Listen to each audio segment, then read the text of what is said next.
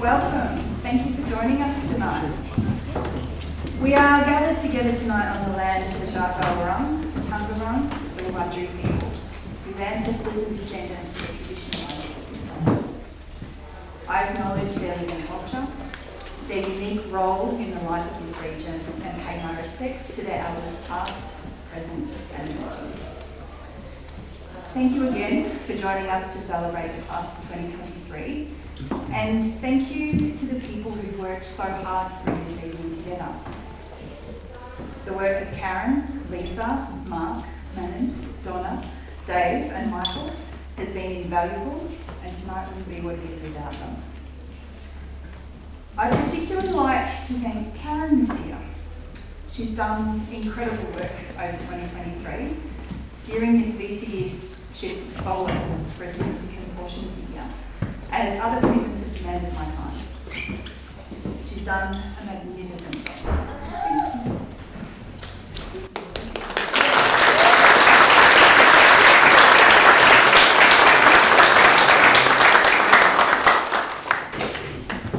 Now to our class of 2023. I'm not used to them being split. I have to keep turning.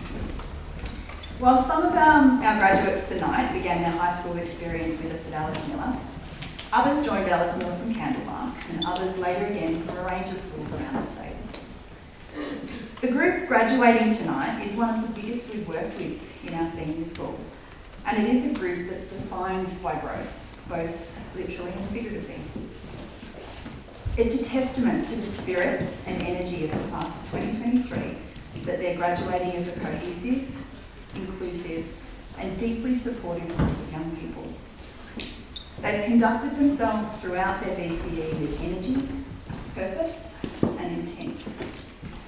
Throughout changes in their group dynamic and in the face of a world that can be challenging, baffling and overwhelming, they've navigated their way to this point with finesse. As I was reflecting about this group of young people and trying to distill my idea about what it is that embodies their unique energy and approach, I found myself thinking about the American violin prodigy Joshua Bell. So for those of you who need a point of reference, he's actually known by a lot of people not for his prodigy, but for his participation in the Washington Post experiment in 2007. You can still find the YouTube footage of this experiment today. In it, Bell wears a baseball cap and a nondescript clothes to busk incognito at the L'Enfant Plaza metro station in Washington, DC. He earned $37.17 and one person recognised him. He'd performed the same program 3 days earlier for a significantly higher financial return and rave reviews. The Washington Post experiment is at its heart a social experiment. It was undertaken to explore how often people will actually stop and literally listen to the music. But before you go making connections between Prodigy and this group, sorry team, the first reason that I thought of Joshua Bell in relation to them is in fact because I saw his partner, Lisa Matricati, interviewed in the 90s. She was asked very specific questions about Bell's performance preparation process. So Matricati herself was a talented violinist, and she explained to the viewer that in stark contrast to her own preparation, Bell, who was gifted with a 300-year-old Stradivarius, would usually not pick up this magnificent violin in any kind of regular capacity in the lead up to sold-out shows.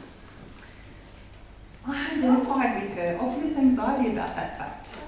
She relayed that while she panicked on his behalf, he calmly played video games. His preparation consisted of binge practicing 2 days before opening, secure in the knowledge that he'd probably pull it off. I recognised the relief, but also the tinge of exasperation in her tone when she talked about this. When it comes to the class of 2023, I strongly identify with why. Working with these students throughout 2022 while they were in Year 11, I would say that for many, admittedly not all, but certainly many, the Joshua Bell approach was the favoured method of preparing for assessment. I would panic, and they would sometimes quite literally play video games. The result, perhaps because they're not violin prodigies, was seeing huge potential just not quite hit the mark. So essentially at the end of 2022 and on the cusp of their final year of secondary school, their work was good, but it had the potential to be great. When I returned to school this year after a period of long service leave, I noticed quickly that something was different. Something had shifted and crystallised. The competitive nature of this group had kicked in. They'd harnessed their energy and their enthusiasm, and they had stepped up. Thankfully, the Joshua Bell method had been cast aside. They accepted they weren't violin prodigies, and they had begun to work. Really work. But the one thing that allows me to stick with the Joshua Bell analogy for a little moment more, it was a social experiment, and it was about remembering to listen to the music. It was designed to show how easily people can be caught in a grind and stop noticing amazing things going on around them. Sometimes people check out when life is demanding and they just focus on putting one foot in front of the other. That is not the case for this group.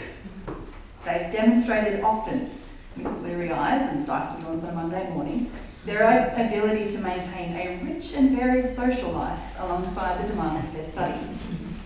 They've worked, played, and dedicated themselves just as pointedly to what it is that makes life rich and interesting and meaningful as they have to the academic endeavours that inform their life's direction.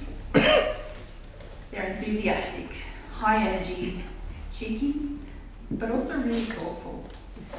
They could be depended upon to jump into a whole school game of humans versus zombies, a dance-off, a karaoke session at the end of term just as reliably as they've provided quiet, thoughtful leadership to students in the year levels below them.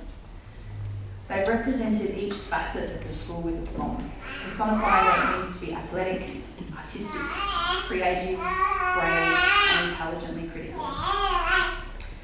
To me, William Hutchison Murray summed up the growth that embodies this group perfectly. The passage I'm about to read is from his book, The Scottish Himalayan Expedition. As well as capturing their spirit, it expresses a sentiment that I hope they continue to carry with them as they move out into the world and the next part of their lives. So here's the passage. Until one is committed, there is hesitancy, the chance to draw back, always ineffectiveness. Concerning all acts of initiative and creation, there is one elementary truth, the ignorance of which kills countless ideas and splendid plans. The moment one definitely commits oneself, then providence moves too. All sorts of things occur to help one that would never otherwise have occurred. A whole stream of events issues from the decision, raising in one's favour all manner of unforeseen incidents, meetings, and material assistance which no man could have dreamed would have come his way. I've learned a deep respect for one of Goethe's couplets. Whatever you can do, or dream you can, begin it. Boldness has genius, power, and magic in it. Begin it now. For our graduates, as you move out into the world, commit. Be bold. Congratulations.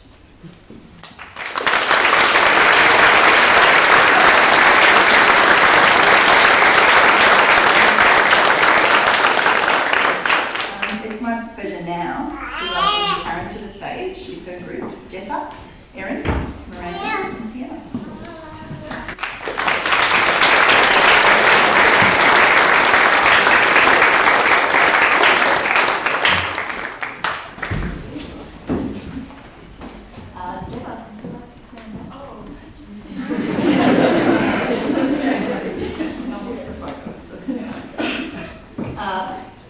First time I met Jetta was during Artists Week when she was in Year 8. She was in Alice Pung's writing workshop on autobiographical writing, regaling the group with the most outrageous stories. In hindsight, the stories were not that outrageous, but Jetta has a particularly satirical edge to her mode of storytelling. that is devastating to her victims, but hilarious. I hiked with Jetta that year, and on day 2 I dropped back a bit from the front to find Jetta wandering along alone with her nose deep in a book. We talked for a long time about books, and by the end of that day she helped me select a text list for the literature elective I ended up teaching the next year. Jetta joined the elective and took a particular liking to Austen, which didn't surprise me. They shared a deeply critical eye of the world around them and a capacity to employ humour to convey the most scathing critiques, and yet somehow emerge unscathed themselves. I remember Jetta saying to me, "She's just so snarky, it's the best." Stuart also observed Jetta's talents, noting, "My favourite Jetta moment, amongst the many I've enjoyed over the years, was seeing that look of glee that crossed her face when she realised how she was going to work her humorous anecdotes about a wellness festival she'd attended into a magical realist short story she was writing. Long may Jetta enjoy that critical eye, but may it also look kindly upon us mere mortals from time to time." Jetta truly adores the opportunity to roast someone.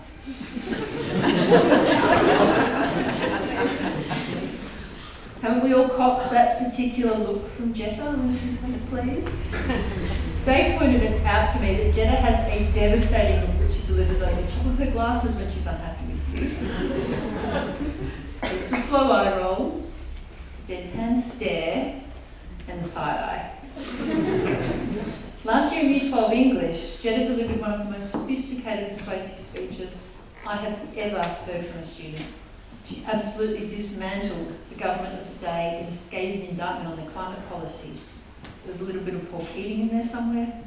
Jetta, you have a unique power with language. Jetta enrolled in politics, philosophy and economics at La Trobe this year, maintaining an A average for her coursework. An impressive feat that most first years don't ever get close to, let alone the extension student from the tiny country high school. I have begged Jetta to go into politics, but she's mostly insistent that she has other things she wants to do with her life. It's probably a good thing, as Hartley observed, "I do not think Jetta should be Prime Minister, because if she was, we would all be working for her."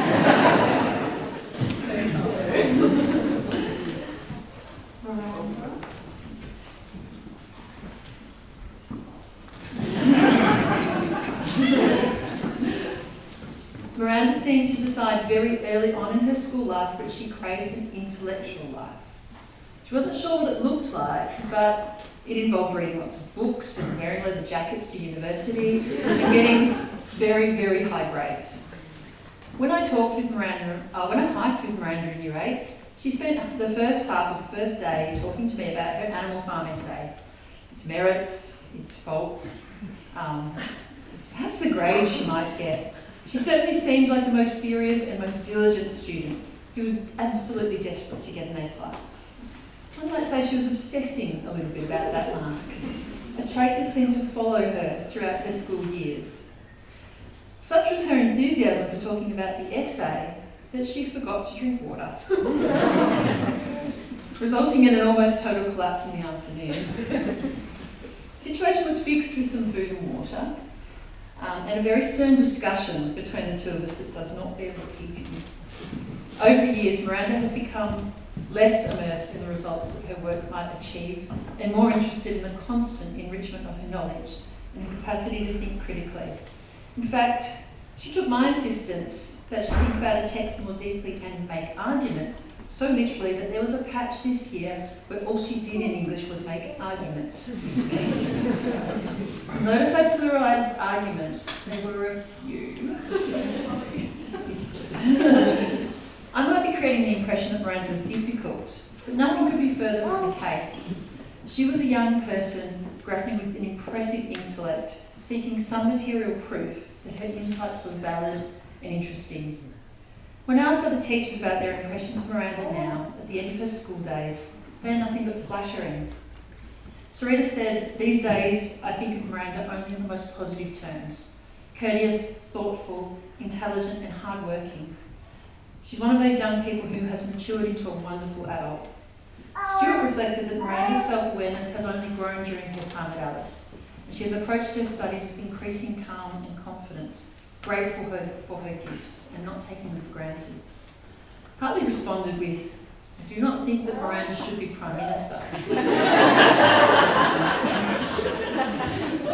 But I do think she understands the human condition. I do think she knows what motivates herself and others. She knows the fears and hopes we have, and she can write. So perhaps. And he leaves this thought unfinished, suggesting the potential the world offers to a person who has Miranda's intellect and capacity for self-reflection and growth.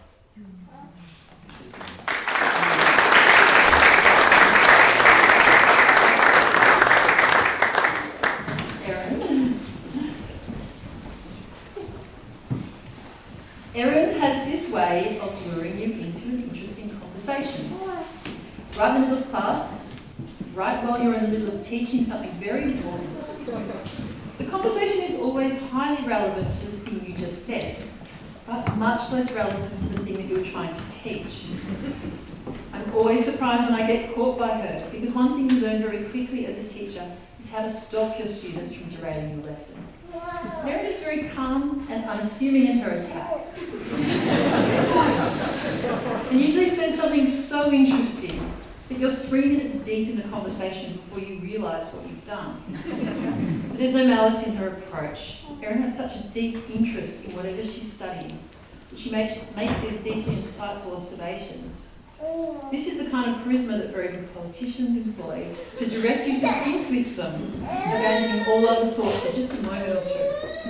This is interesting because when I asked Hartley what his message was, he responded with, "I think Erin should be the Prime Minister." I've rarely met someone so level-headed, balanced, unflappable, and able to take on advice without the slightest hint of undermining her self-assurance. I think we've learned tonight that Hartley might measure everyone based on their capacity to be the Prime Minister. Hartley's observations were supported by Dave, who said that it was Erin's wardrobe is always immaculately coordinated. Again, the mark of a pretty solid Prime Minister. Erin and I will admit to admiring your fashion choices. And I'll miss the days when we accidentally twin with our matching. There's one flaw in Hartley's plan for Erin to be the Prime Minister, and that is that Erin is an exceptionally talented artist. She's also incredibly humble about her work.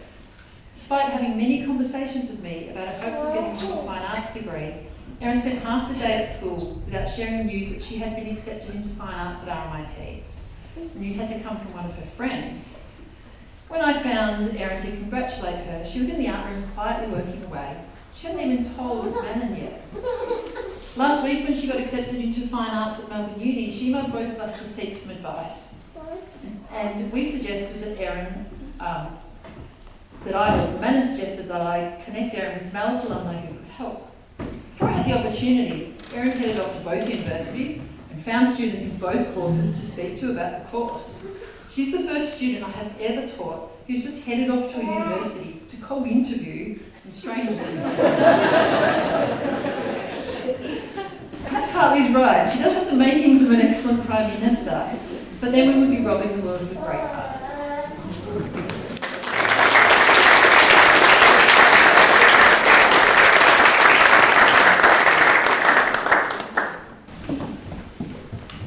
Over the time I've known Sienna, she has demonstrated the most remarkable capacity for endurance. Although she comes across as one of the most relaxed, carefree students in the year level, this marks a tenacity and resilience that means she often succeeds despite huge challenges. Dave first noticed this on the year 8 trip to Hobart. Sienna attended with her leg immobilised due to a knee injury. She walked all over Hobart without being able to bend her knee. While Dave offered to call a taxi for her numerous times, she refused until the last night walk from Sandy Bay to Battery Point. I don't blame you. I observed the same when Sienna had an extended absence from my Year 12 English class last year due to illness. She missed most of the study of 2 texts and asked me if I had some extra materials she could read to catch up. In my haste, I handed her some text study guides and promised some one-to-one catch-up time. A week later, she told me she was ready to do the SAC because she'd done a lot of private study, and she didn't really think she needed my help. Sienna managed to achieve an excellent mark, all on her own.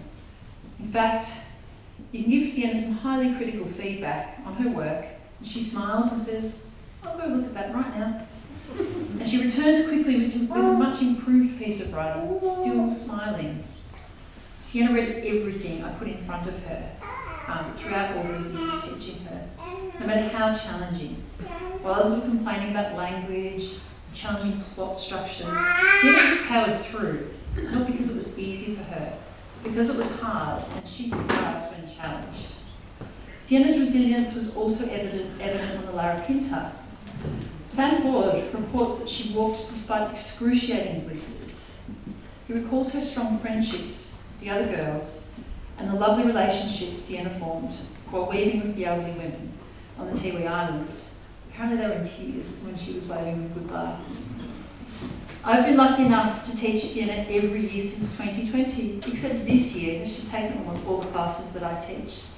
As I got to know Sienna over these years, I came to realise that her determination and resilience is driven by a deep loyalty to the people she cares about. Sienna will often make sacrifices in her time, energy and needs in order to care for her friends and family. Coupled with this, she has a deep desire to achieve her own goals, leading her to produce the most extraordinary amount of work to make up for lost time. Sienna did not allow her absences from VCE English to get in the way of success. In the lead up to the exam last year, she sometimes turned out 3 practice essays in a day. Ran out of essay questions for her to write on. Sienna's achievement of a score that put her on the VCE honour roll while still only in year 11 is a testament to her strong work ethic and ability to bounce back in difficult times.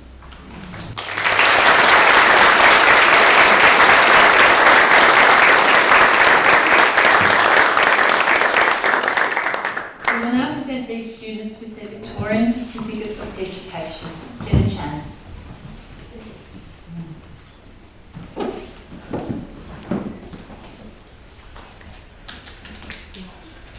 Erin Rogers.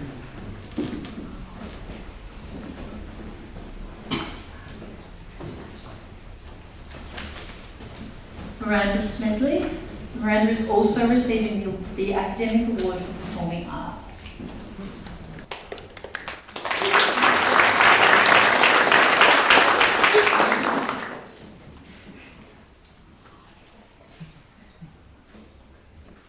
Sienna Ficara.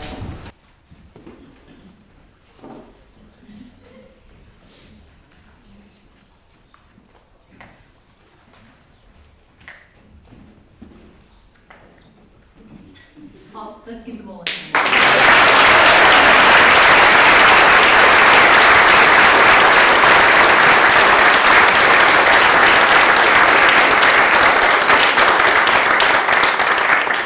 I'm going to introduce this group now.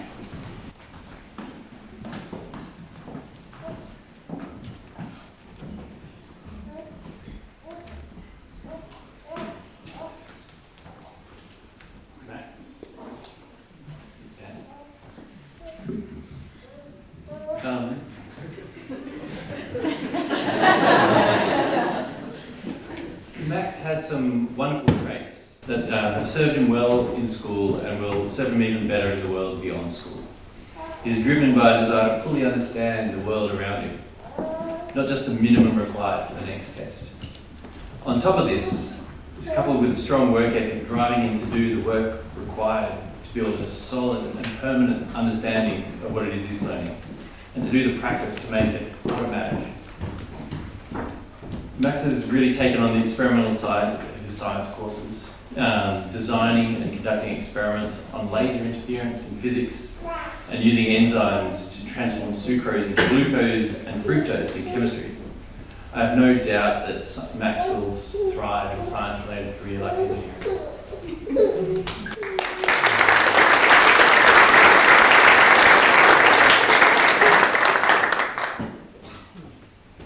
Thomas is also driven by a deep curiosity about the world and how it works. In class, Thomas is always full of questions, always eager to build a full understanding of what he is learning, and sometimes eager to stray into concepts that are more of a university level. Unfortunately, we can't follow all these threads in a high school classroom. But now that you have finished Year 12, I encourage you to learn about the Nernst equation, read up on Gibbs free energy, the Schrödinger equation, and Einstein's theorem. Thomas leapt into the experimental parts of his science courses, designing and conducting experiments on generators in physics and using enzymes to hydrolyze starch in chemistry. Thomas, you would thrive in a science-related career. I wish you the best in the world beyond school.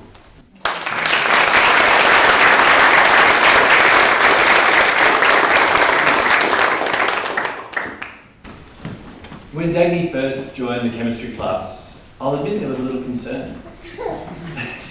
Dagny hadn't studied chemistry in year 9 or 10, and we knew she was taking on a big challenge by leaping straight into year 11 chemistry. I think it's fair to say there was a bit of a transition period as she caught up, but Dagny's meticulous hard work and her determination has paid off during year 12 with some really good results. Dagny loves animals and has been considering careers where she can work with them. Manon tells me that her main artwork in semester 1 explored the grief that Dagny experienced losing a pet rat. Dagny, I have no doubt that the determination you've shown this year will take you far in the world beyond school.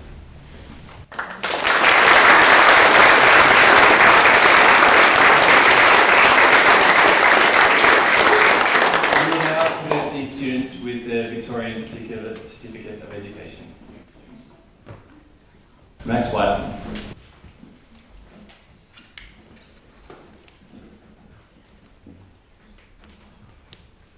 Thomas Havel.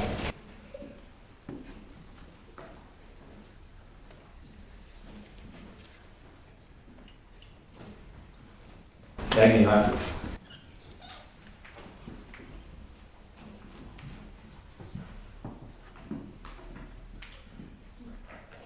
Please congratulate these.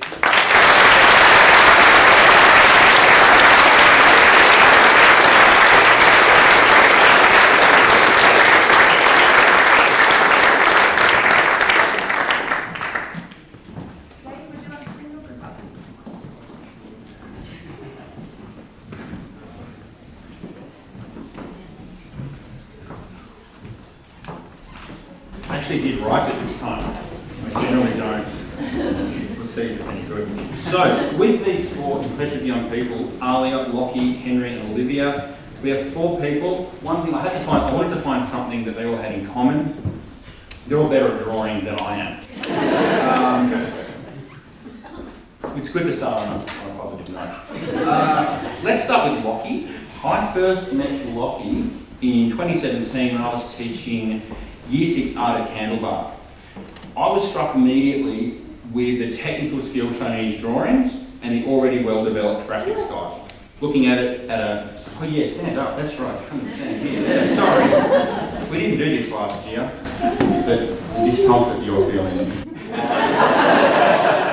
So, seeing 11, 12-year-old drawing better than you, an art school graduate can, going, it's impressive. And Lockie reminded me recently, he's been in all of my classes since 2017, which is, I hope that's a good thing. I'm led to believe you also attended other classes. Over that time, I've seen Lockie take his impressive drawing skills and channel them into progressively more impressive animations, which is something I sincerely hope you continue with. Lockie has a type of sense of humour that you have to be careful with. It's dark, warped and lateral. I think it's hilarious, but not everyone is right. Lockie's an independent thinker with a strong social conscience, an advanced ability to discern between reasonable assertions based on facts and data and fabricated conspiratorial nonsense. A skill that will serve him well for the rest of his life or until the whole world becomes reasonable. Thank you, Lockie.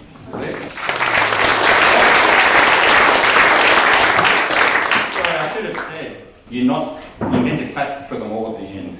So Lockie, you got a bonus. Alright, let's move on to Alia. Now, it's going to sound strange, but anyway, Alia and I run at a very similar pace. I know this because once in 2018, she made the mistake of running behind me during cross country. It was you, wasn't it? Well, I can't remember that far. Pretty sure it was you. I'm pretty confident it was you. This was particularly silly for someone who doesn't like running, because I made a wrong turn coming back and extended the run for about 1 kilometre and added a couple of hills to the track. As I was sitting there, I thought, no, I was right. Yep. Alia made the same mistake a few weeks later, and I made the same mistake that I'd made a few weeks later. But since then, Alia has generally learned very quickly. Many of you will know of Alia's music through her performances under the stage name Stage Road Night and or her recently released album. Alia's music is difficult to describe. It has been called futuristic folk. I think it's prog folk. No. The fact that her music is not clearly derivative of obvious influences is part of what makes it so impressive, particularly from someone so young. While Alia will continue with her passion for music, music is not what she'll be focusing on academically in the foreseeable future. Alia will be focusing her imagination into her drawing and impressive animation while studying interactive media. I believe Alia's original and challenging imagination will be well suited to the field, and the field itself will be richer for it. Thank you very much, Alia.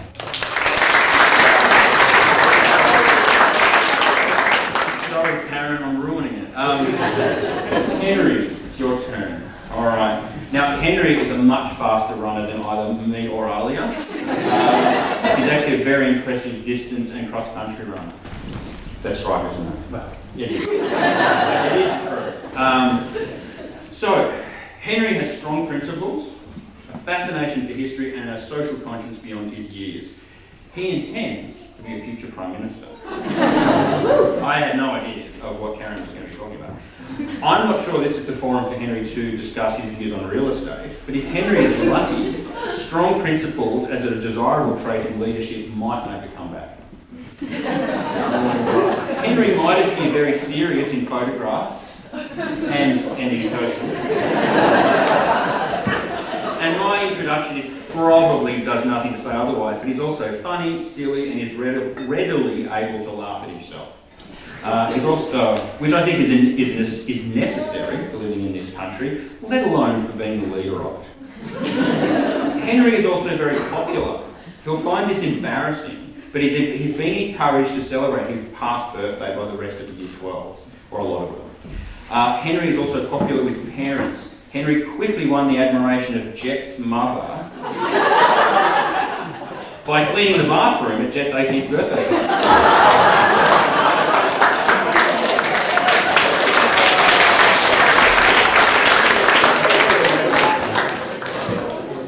That was for you, mate. Henry has often said that economics is his best subject, but he's demonstrated that by the skin of his teeth, he can complete a media SAC in the time allocated and can produce very nice isometric architectural drawings.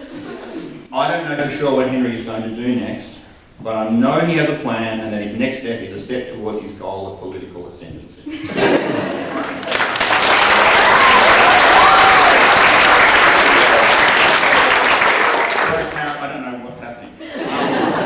I guess you're going to have to, if they don't back you, Liv, it's not. Liv, can you come stand? All right.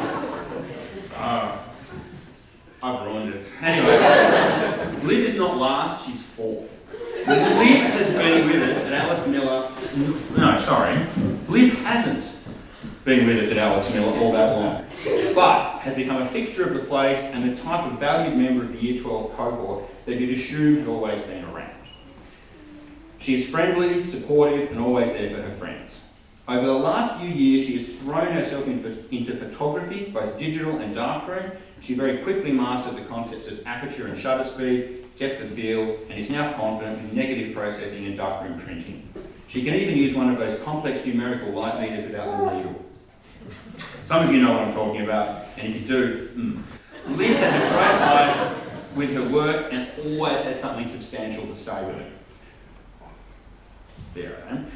While she's very self-effacing regarding her technical knowledge and skills, she's a very quick learner, having learned not only manual SLR operation, basic Photoshop, video editing, basic audio editing, and has also learned the basics of desktop publishing and can competently operate Adobe InDesign, a program that I still find frustrating and that Liv hardly ever swears when using. In fact, I don't think you ever do swear. I swear inside when I use it, and I've never heard it swear, so I must correct that. Liv has had a difficult final school year, having to move house a couple of times, which is not ideal in Year 12, but she has coped very well and achieved great results at school. There are times when some of us teachers were concerned about her progress or capabilities and procrastination, but when deadlines drew near, she knuckled down until the work was done. She was a fixture of the media room over the final few weeks of term, working on her magazine in the corner during lunchtime, free periods, and noisy Year 7-8 classes. Liv's willingness to try new things, her ability to learn quickly, and her once latent work ethic will enable her to succeed with whatever she sets out to do next. Thank you very much.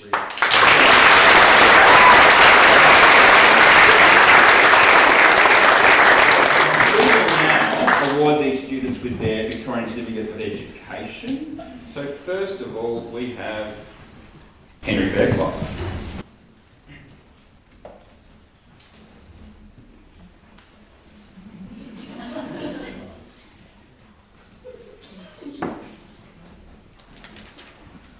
Now Lachlan Wallace, Lachlan Wallace it says here, but I don't know Lachlan.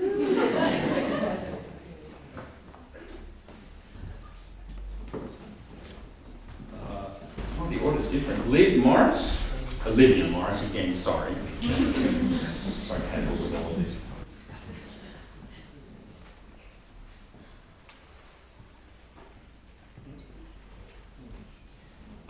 Finally, well, not quite finally, Alia Robenite, and Alia has also won the Maths Academic Award.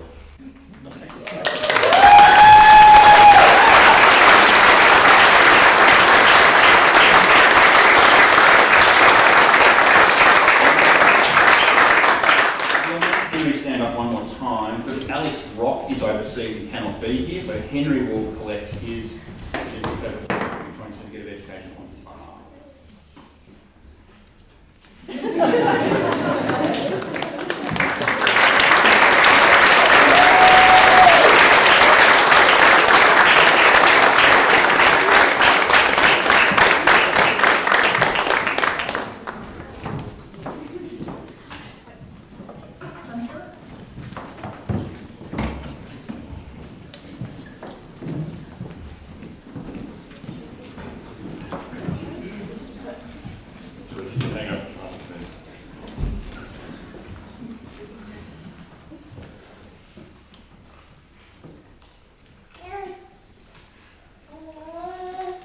It is an absolute honour and privilege that I'm able to talk about these wonderful people. I am particularly close to this crew as they started the same time as me and Alice Miller and was their year level coordinator back in Year 7. Back in the days when I could tower over a sweet baby faced Max Whiteman. Now I'm certain he could take me down in less than 5 seconds flat. For the sake of some of you perhaps not knowing some of these people before you quite so well, I'd like to give each of these students a name that perhaps explains a lot about their characteristics and personality. If some of these don't make sense, bear with me. I'll explain. We have Lauren, the T-1000 from Terminator 2.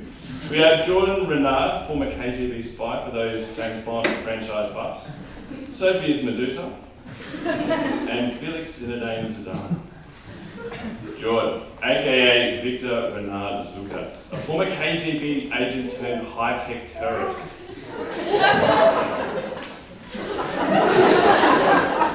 He has a bullet lodged in his brain, rendering him impervious to pain. Now I knew Jordan, the powerhouse, and I were going to get on just fine after going to Year 8 graduation walk with him. No incline was too steep, no pack too heavy, and had I been able to keep up with him, probably would have had quite a nice conversation. I was able to find out later that Jordan doesn't really register pain. He had blisters like I'd never seen, aside from ash up from the larynx cancer last fall. And just wanted to keep doing any extra hiking that he could squeeze in. I think he wouldn't have batted an eyelid if I'd said that we were going to keep on going on through to Warrnambool. From Bettina, you are such a hard-working and caring human being. Qualities that will take you far in life. I hope that you have forgiven Amy and I for only taking on 3 of the peaks of the overland hike, and not the 4 you were hoping for. I do hope this drive to, hope that this does drive you to climb Bowden's Bluff and encourage you to walk the overland track once more. And I would also highly recommend that you explore Pine Bowden. Wishing that you keep adventuring for life and all the very best for your future. Jordan, I always loved our chats, no matter what the topics. Rock climbing, trail running, shoes, even head torches. He is such a mature and old head, which is lucky. Because the way he treats his bedtime, you'd think he was approaching his 90s. Nothing more paints a picture better than during the 24-hour marathon. Jordan and his fellow pal and old head, Hayden Brown, got to 8 p.m. It might not mean too much, but it's barely halfway. And said very matter-of-factly, "That's enough for me." It is well past my bedtime. And off to the bush they went. And when checked on half an hour later and throughout the night, they were punching out some serious Zs. Thanks, Jordan.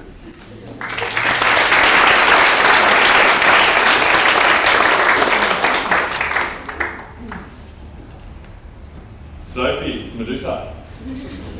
For those who know Sophie, doesn't need too much of an explanation, if looks could kill.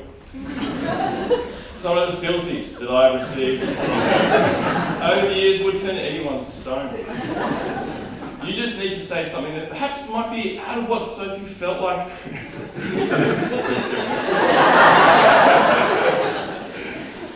But didn't feel like doing or didn't agree with. Oh, I don't know, like, today we are doing the big test. The look followed by Sophie muttering, "Oh, I don't think so." That is not happening. Once we got going, generally followed by a, "I hate you, John." But as a side note, I'm okay with that, Sophie, because I've been because you had to do the prep. But it was always good, mate. Always very descriptive. I'm going to go through some quotes from Sophie on the big trip. The old quote book. The first one was after Charlie Wilson was cutting in preparation for one of our dinners and happened to give herself a pretty nasty slice. Sophie, the ever calm and helpful one, came to me and said, "John, Charlie has a cut on her finger." I said, "How bad is it?" "Well, the blood was coming out fast, like bleh." Now, you make what you want of that, but I think that meant that Charlie needed help sharpish. We have all enjoyed Sophie's sledgehammer delivery and blunt humour, and for that, we're always going to get on well. "Mate, could someone give me a hand with this?" Sophie, "Oh, look, I would help, but that would be too nice." This is Sophie to me whilst packing the tent up after a day of hiking the lower Queensland. Or, when being a bit of a pest, Sophie was trying to distract and or come up with excuses for whatever it was that she was doing. So whilst putting her feet on Maeve's book and saying, "I have a book fetish." And looked at me like I was the fool.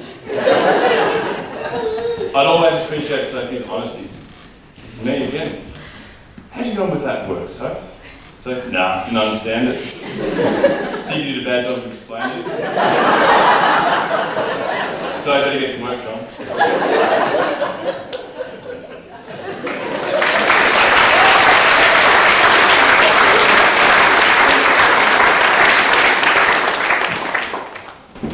Felix. This is from Christine. I apologise on this stuff, this pressure. Thank you, Lauren and Felix, for making the past 5 years of my teaching at Alice Miller so delightful.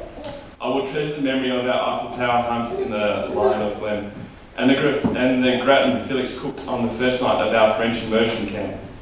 Felix, your beautiful birthday tart is, I believe, world famous, as I sent pictures of it to friends around the globe, and I can't wait to see you in your 3 Michelin star glory, which I am glad of because I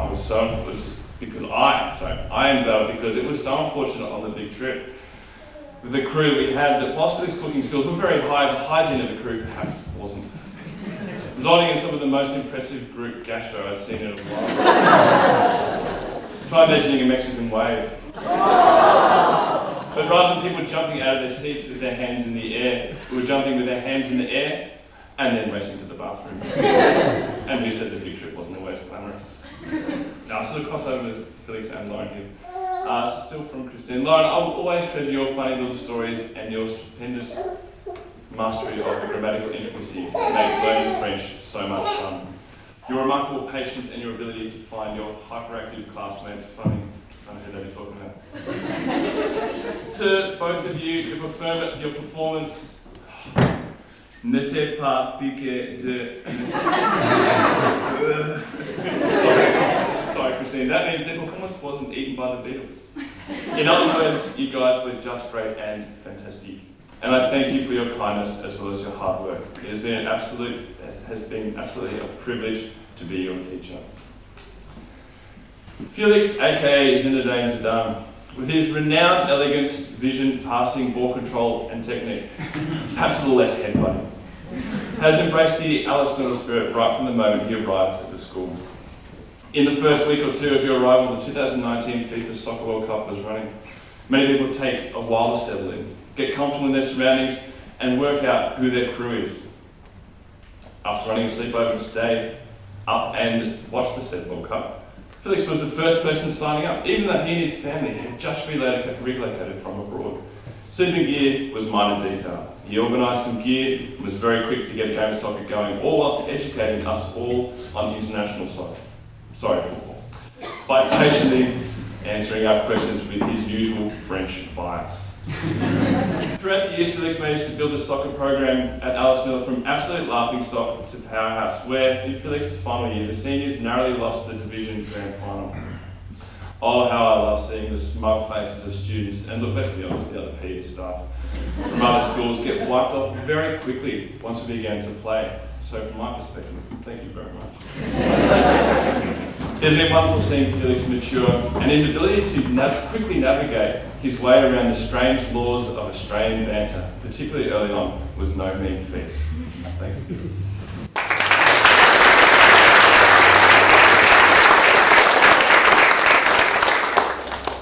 Lauren, the T1000, an advanced shape-shifting prototype Terminator that is composed of liquid metal.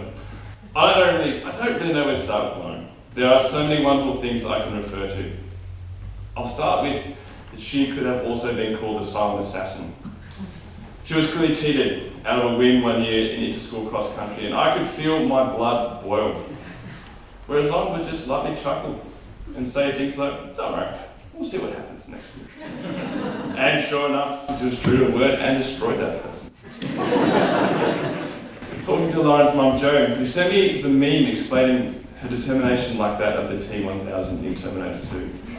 In the film, the T1000 is chasing a teenage John Connor through the concrete jungle of a car park. My apologies for those in Gen my apologies to those of Gen Z. This doesn't make sense, but seriously, get with it. Will not stop until he has achieved his goal, like Lauren. She worked and trained so hard in year 11 and achieved the incredible goal of placing in the top 10 in Victoria for cross country, getting her a qualification to the Nationals, where she battled through injury to finish an astounding 37th in Australia.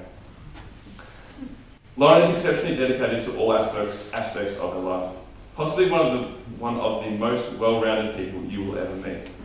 Somehow squeezing into her life so much, whether it be excelling in music, studies, for all the optional trips, for all these accolades, you would think that Lauren would be well within her right to be an absolute jerk. But this could not be further from the truth. She is someone who is always willing to help out, gracious, appreciative, studious, and simply just up for a chat. I have to mention the amount of laughs I had at some of the videos during lockdown when I asked them to do fitness workouts for PE. It really helped me, and look, thanks Henry Burke for the cameos as Harry Potter. Lauren epitomises the lead by example, rather than being the loudest. So if you're wondering, Dane, that might be directed at you. Sorry, I couldn't help myself, Dane. Lauren, it's been incredible for everyone involved at Alice Miller to see you become the wonderful person that you are. It has been an honour getting to know not just these four wonderful people, but also the whole Year 12 cohort. All the best in the future. I know you will do yourselves and everyone close to you proud. I look forward to hearing what your journey is in years to come. Thank you.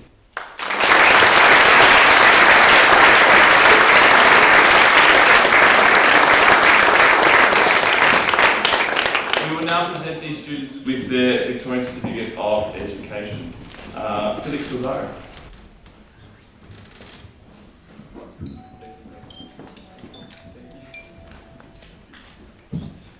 Sophie Paddle.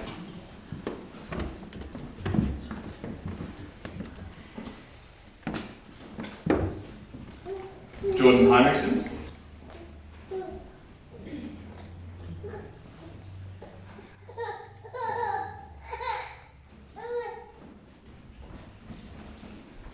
Lauren Burke, and Lauren is receiving the award for science.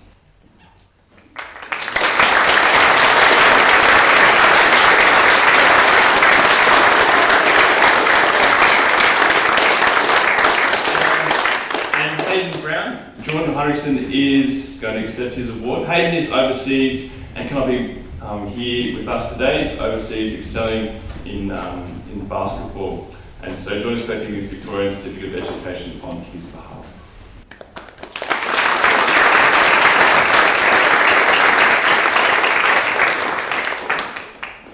Let's give these guys one last applause.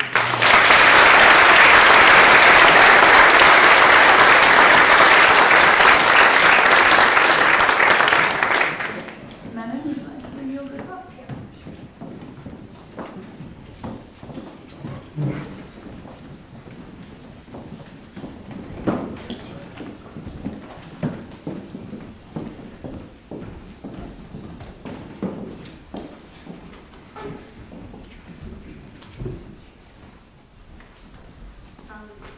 I'm going to ask Millie first.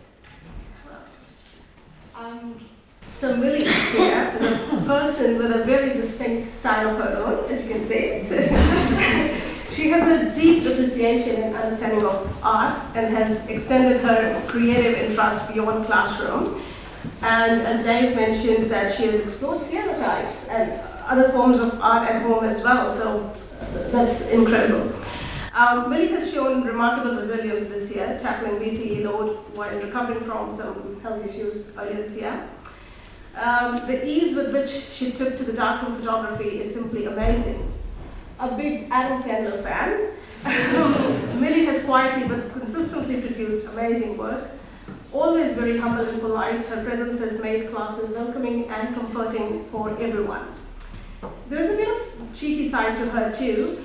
Sky sent this to me, that Millie once made the decision to have school contact home for her to be collected during an extreme weather evacuation rather than catch the bus. She later revealed that she asked for her grandpa to come and collect her from Wooden because she wanted to have a sandwich before she left. Millie is a great friend, a very amicable person on the whole. As she embarks on her new journey of studying social work and utilize her ever so special people skills, we wish her a great success.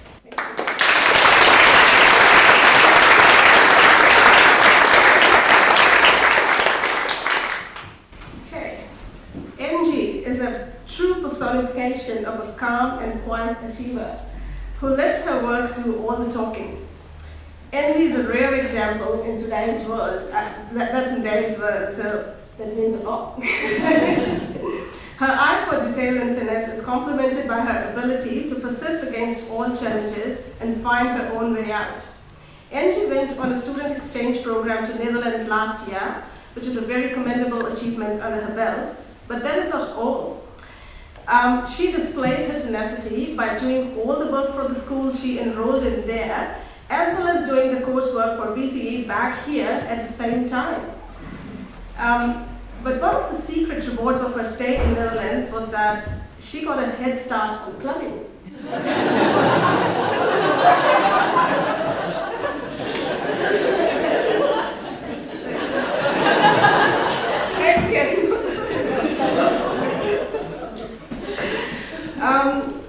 Angie has cherished every minute of her experience there and the relationships she has built. In fact, her artworks in the other room are inspired from her photographs of the visit. I wish you nothing but the best for the future because you deserve it.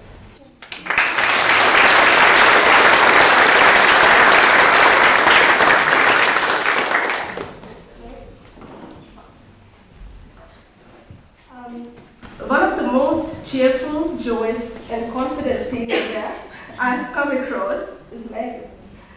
But don't be fooled by her smiles. She's the one who gave Stuart the darkest death stare ever. After she went back to class from Sarita's office in year 7. But that is not all that Stuart recalls about her.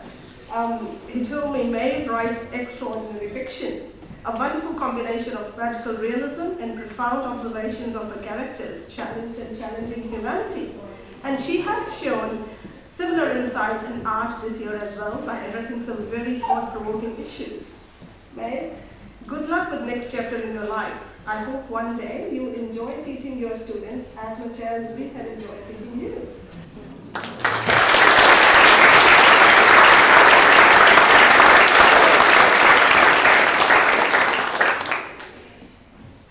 Okay, Ruby. A perfect combination of curiosity, intelligence, hard work, and madness. That is Ruby. It is well-known fact that she is a passionate advocate for people with autism.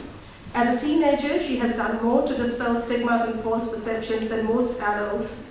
That's from Liam. And grabbed every opportunity to do so, be it at school assemblies or at conferences such as the one by Yellow Ladybirds organization, which is not a mean feat. But nothing shows Ruby's remarkable resilience against her anxiety more than her talent and love for performing. Her stellar performances as Mary Poppins this year and Miss Honey and Matilda last year are shining examples of this. But that is not all. In 2021, Ruby won the Hachette Australia Young Writers Prize in non-fiction category. It was a stirring article about her struggles with autism. I know that Stuart really convinced you to do that, but that's a really incredible achievement on your part. Her artworks this year were also inspired by her personal struggles. No matter what you do in future, Ruby, you will be always a great asset for the people around you and the society in general. Good luck.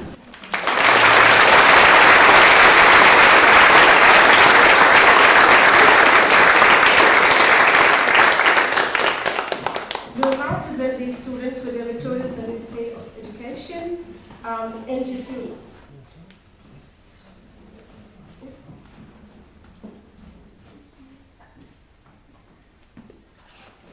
May you stay?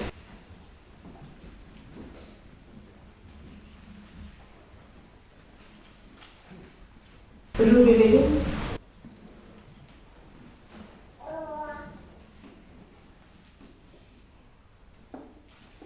Mary Pitt.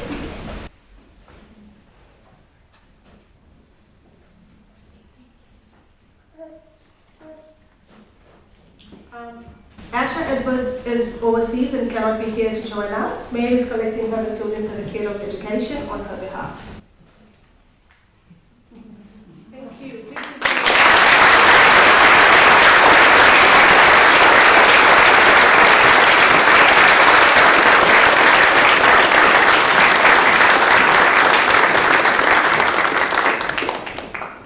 So it's time for our first student speaker to take the stage. Jadzia, where are you?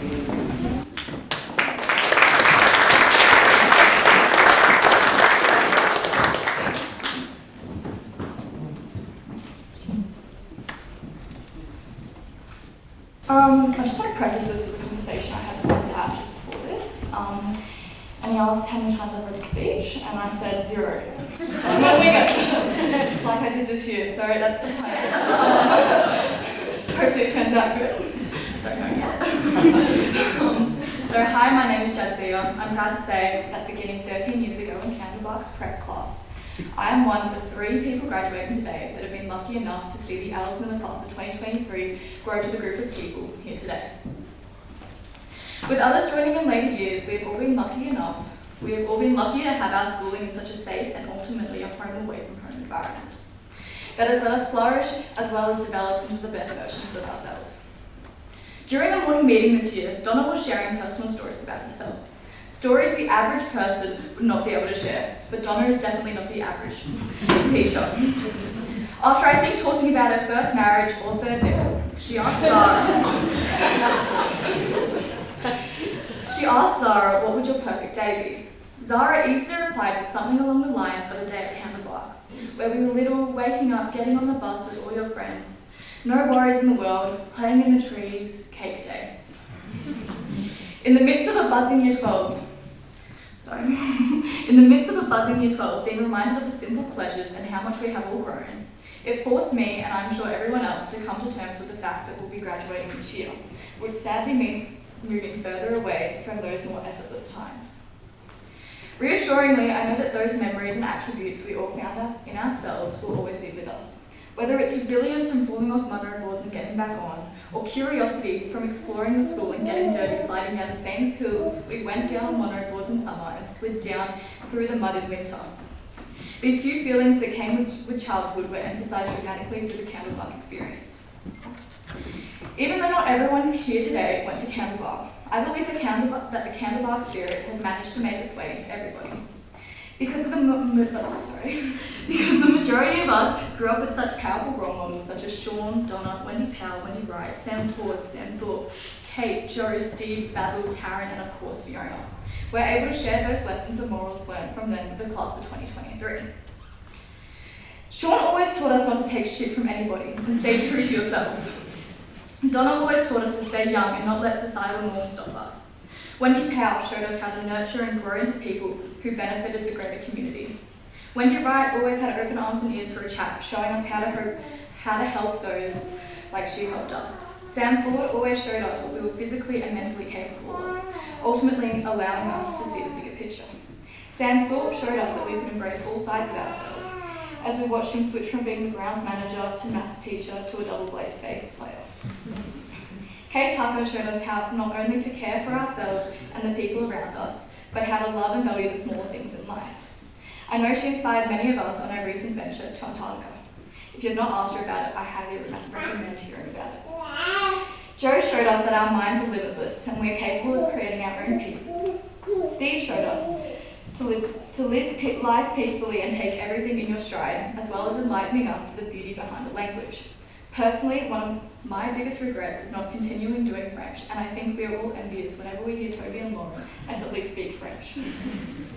Basil has a personality too big to put into a sentence or two, but he showed us how much power we truly have and how to use it strategically, creatively, and all in all lovingly. Fiona, I could not write a speech and not mention Fiona. For those who never met her, she was built different. Not only did she cook and prepare the snacks every day, she also managed the sick bay as well as the laundry duties, and I'm sure much more that we are unaware of. She showed us who to be to the people around us, present, nurturing, and all in all, a joy to be around. Taryn, I would say, oiled the wheels of the well-running machine of our class.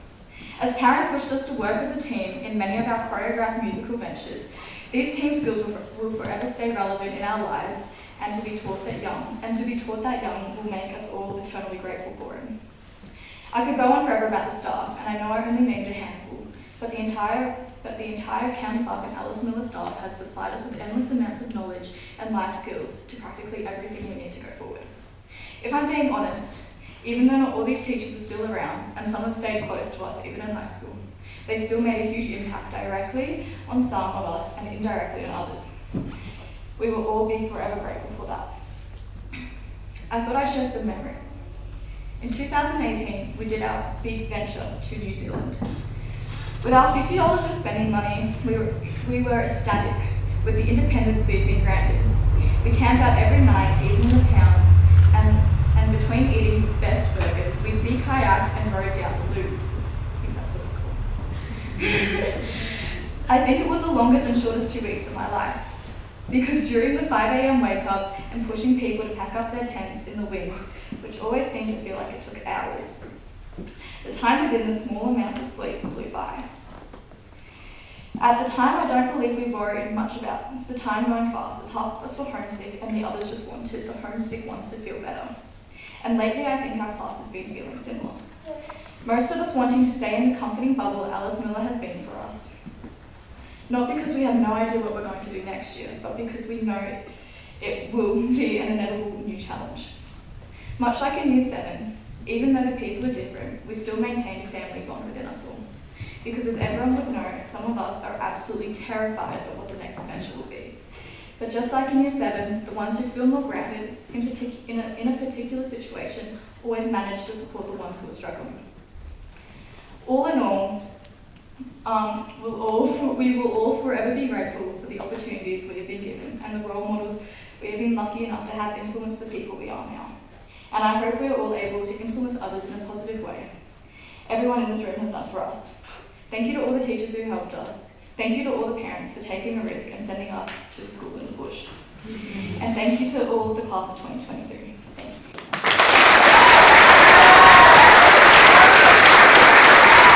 I'm very, very excited to welcome Charlotte to the stage.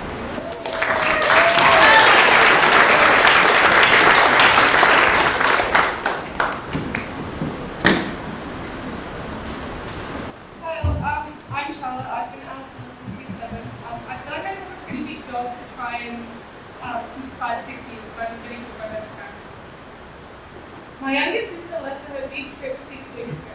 A trip that everyone at Alice Miller who was lucky enough to attend cherishes forever. The most important piece of advice I gave to her was to take in every moment, no matter how small. While we all know I can talk for hours about Alice Miller and what it's done for our cohort, I can never do justice to every small moment that has added up to what has been nothing short of an incredible experience. Some of our fondest memories are lunchtimes outside in the sun, camps and excursions, study sessions on the trampolines, and humans versus zombies at the end of term. Some other honourable mentions go to the fun morning meetings, making films for motion media, the Overland trip where some of our year were able to mingle with the older years, which we were immensely grateful for, and the many sleepovers. All these little things add up, and they're what I think a lot of us will miss most.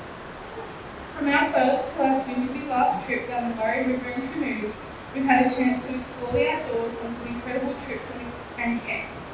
Alice Miller has taught us to be independent thinkers and self-motivated, curious, environmentally conscious explorers.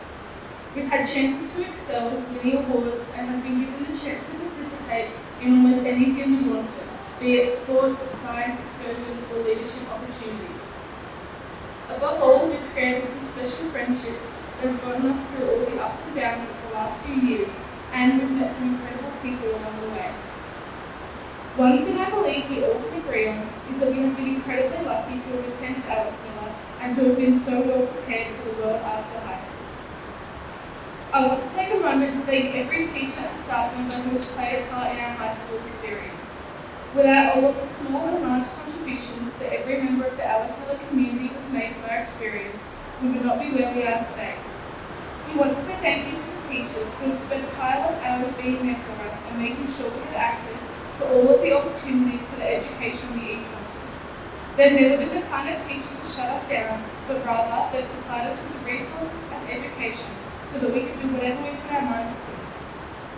To Karen, who always had an open door for endless questions, thank you. Sky, you made sure we were all as prepared as we could be for VCE, which we are all so thankful for. We are especially grateful to John, Mark and Sarita for making the school run the way it does, and to every single teacher who has been there for us and taught us throughout the years. This also includes every other member of the Canterbury and Alice Miller community whose vital contributions never go unnoticed. V and the kitchen staff who have made sure we had lunch prepared for us every day for the last 6 years. To Bob and the grounds crew who made sure we had a safe and comfortable learning space. To the bus drivers who picked us up and dropped us off every day, even after we spent all of Year 7 playing music and being loud. The learning staff, the admin staff, the music teachers, I'm sure I could continue for much longer if I tried. Lastly, I'd like to thank all the parents and families who have supported us throughout high school and have been open to letting us try new things and take up any adventures the school offers. Without the staff, our parents and each other, the school would not run the way it does. We will never forget the space we have created, the opportunities we have experienced, and the endless support we have always been offered. This has meant that we never felt there was a mountain we couldn't conquer, both literally and metaphorically, something we are so thankful for. Alice Miller is a place we look forward to attending, and as Jadzia said, a home away from home, and ultimately somewhere we will all miss. I know everyone will agree with me when I say I am immensely grateful and extremely lucky to have grown up at a school that fostered a sense of teamwork, strength and community. Thank you.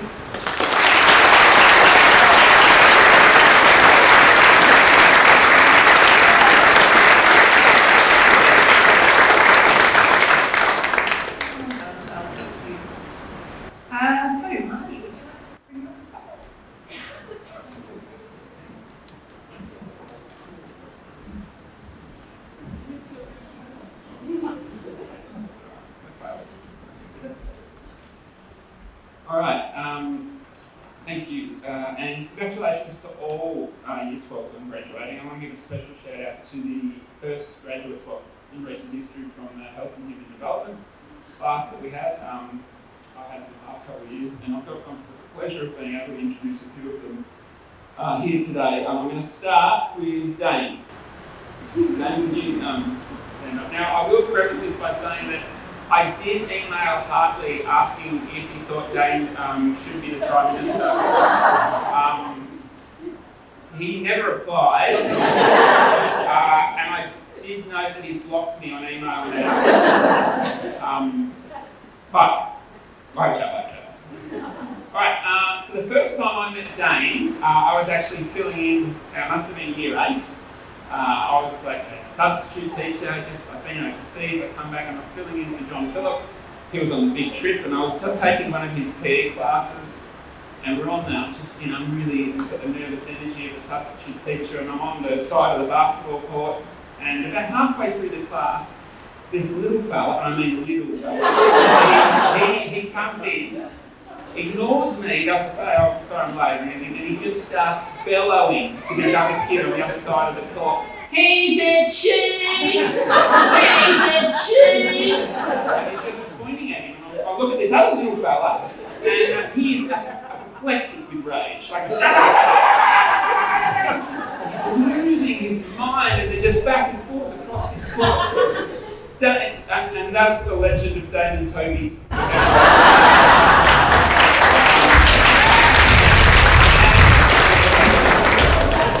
Continued basically until our last class in Year 12. They were never short of opinions. Every now and again they'd stop for the other person to speak, but that was a rarity. It was a lot of fun. Dane, as many of you know, is highly competitive and very talented. He's very good at a lot of things. A lot of sports he's good at. Tennis, golf, football, you name it. Academics, as many of his teachers will attest, very talented across the board academically and in debating. Any subject, whether he knows anything about it or not, he'll be at you back and forth. So I will say that Dane has one of our challenges for all of us is channeling those multiple talents, and I think Dane is doing a good job getting towards the end of his schooling. If I reflect on that year 8, it was just out of control. To where he is now, he's a more measured version most of the time. And I have no doubt whatever you choose to do over the coming years, you'll do it well. And I really look forward to seeing where you end up. I'll just finish by saying that I have challenged Dane to a game of tennis for the last couple of years that he's yet to take me up on. And with this graduation and his final day at school today, I accept with a heavy heart your forfeit.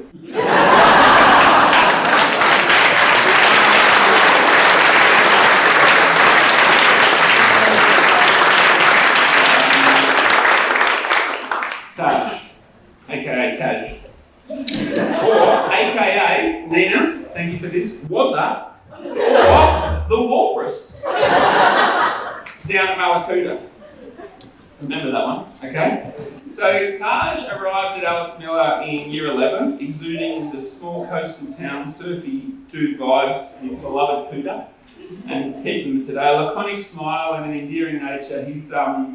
He quickly fit in at Alice Miller, and we were lucky enough that he joined us in year 12 in HHD, and he was a really, really great moderating influence on the full steam ahead pace and sort of a bit out of control vibes of some of the other members.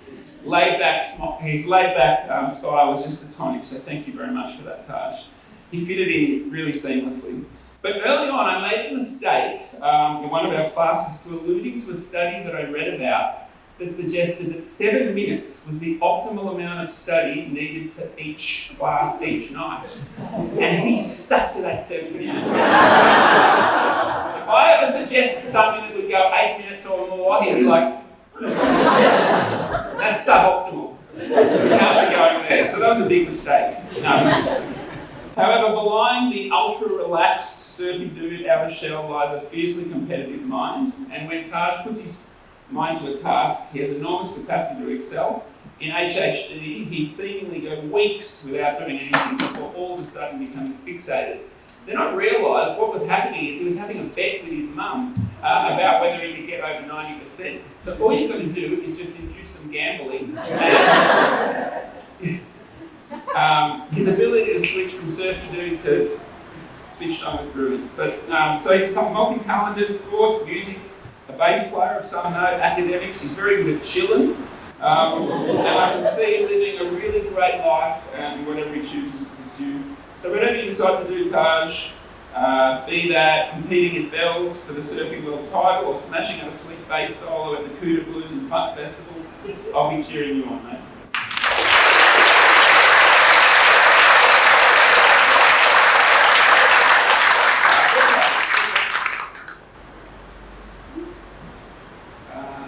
So Rika was another member of our HHD class this year. I'm going to start with a story from Manon about Rika's innovative work in VC art this year. So this is quoting Manon here. Rika made me scream the loudest and laugh even louder at the same time this year. She took my advice of being creative and thinking outside the box too seriously and ended up using live cockroaches, bugs and worms as part of her artwork.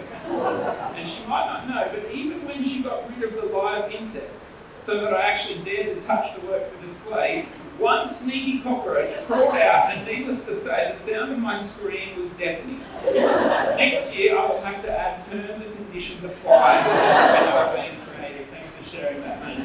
And I believe that artwork is over there. I don't know if there's cockroaches still involved, but straight to you can see it. It is a fantastic. Now that image may be potentially hard to reconcile when you meet Rika. She's mild-mannered, collegial, very friendly at school. But it's more natural when you learn of Rika's love of heavy metal and specifically Slipknot. And you saw that today. I'm pretty sure the dude from Slipknot has worn a cockroach on his head at one point. So that sort of performance art fits a lot more with that image. Rika was thoughtful, a collegial member of our class in years 11 and 12, going about her work with a minimum of fuss. She delivered an exceptional, thought-provoking Year 12 English persuasive speech about the lack of diversity in Disney casting in front of the morning meeting, demonstrating an outstanding ability to communicate to a large audience. Rika and I share a love of piercingly loud guitar-centric heavy music, and I hope that you have many live gigs in your future, and wish you all the best for coming years.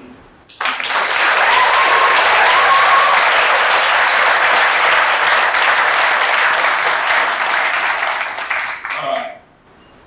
Strap yourself in, Charlie.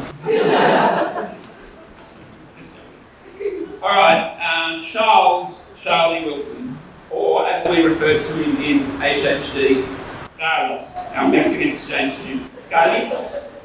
Now, I first met Charlie around the same time as I met Dane and Toby, and Charlie was naughty, like proper naughty, like Bart Simpson. Him, Max and Xavier, they used to hang around farting in each other's faces, jacking each other. It was like Terrence and Phillip meets Bart Simpson. It was like a celebration of the puerile. It was quite endearing for a short period of time. Then I came back to the school about 2 years later, and Charlie had a growth spurt. He was much bigger, much stronger, as he liked to flex his guns more regularly. And he was really focused on sport, particularly AFL footy, and that's something that he wants to pursue. And I'm hoping for all the best of that in the coming years. Hope sincerely that you are drafted by the Demons one day. I will get your number on my back in return for free tickets. And if the AFL career doesn't work out, there's always reality TV. Charlie was voted, this is true actually, most likely to appear on reality TV at his year level.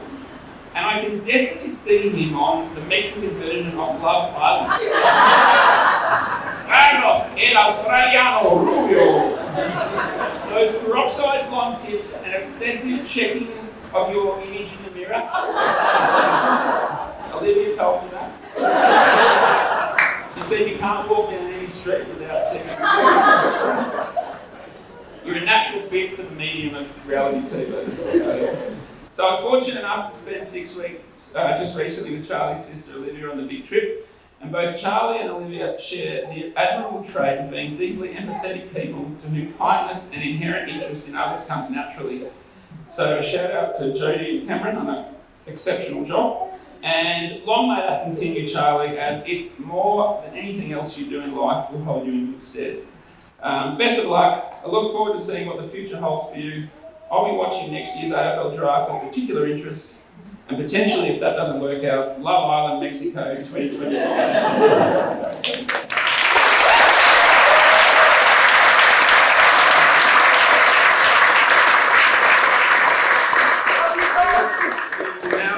Students with their Victorian Certificate of Education. And the first student on the list is you, Charles Wilson. Charles Wilson. Carlos. Taj Warren. Walrus. No idea. Dane Thompson.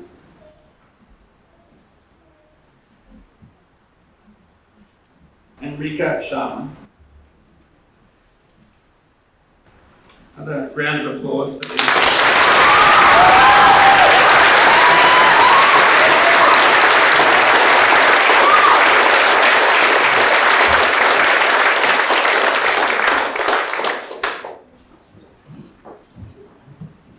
Stuart, would you like to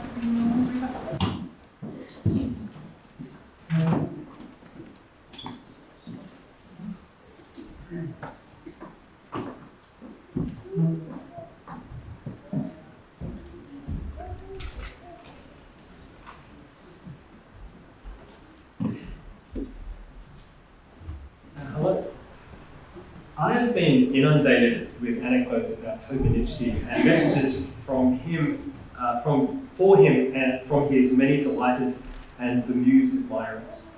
Sarita recalls how when she first met Toby for his Candlebike interview, Toby not only breakdanced the whole time, but provided a running commentary of the moves he was performing.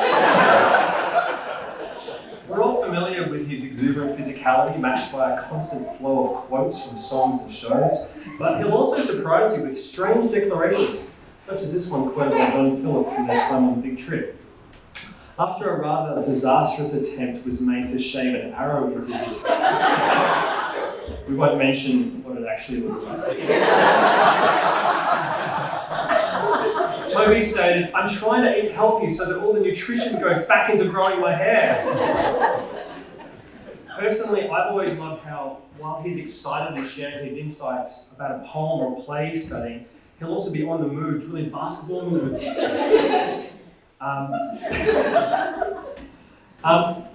This is by no means a criticism. Toby lives life turned up to 11, and for that reason, he is absolutely energizing to be around. He never lacks a positive word for anyone who needs it. He never says no to any challenge he has set. Christine tells me that even though Toby was at first quite uncertain about studying French, he's embraced that difficult task and now speaks the language with flair and eloquence. He's been an absolute pleasure to teach and to watch mature into an extraordinary individual who's only just begun to discover what he's capable of.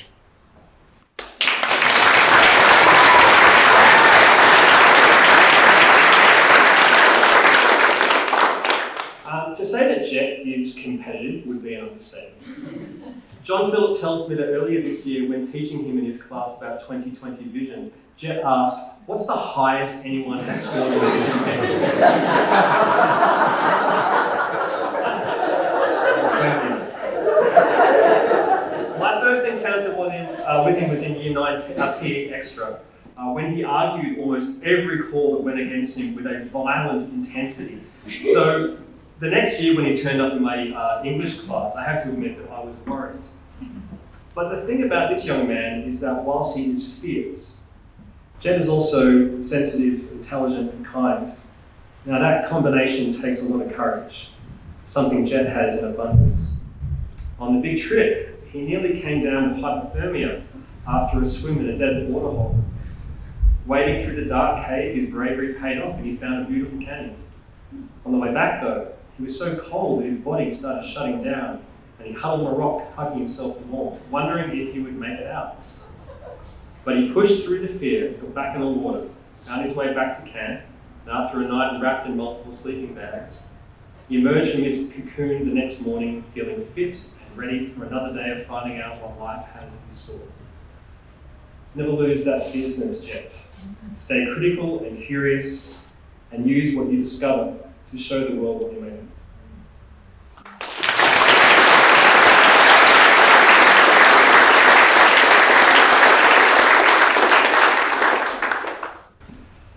Zara Chakotay has always known she had it in her.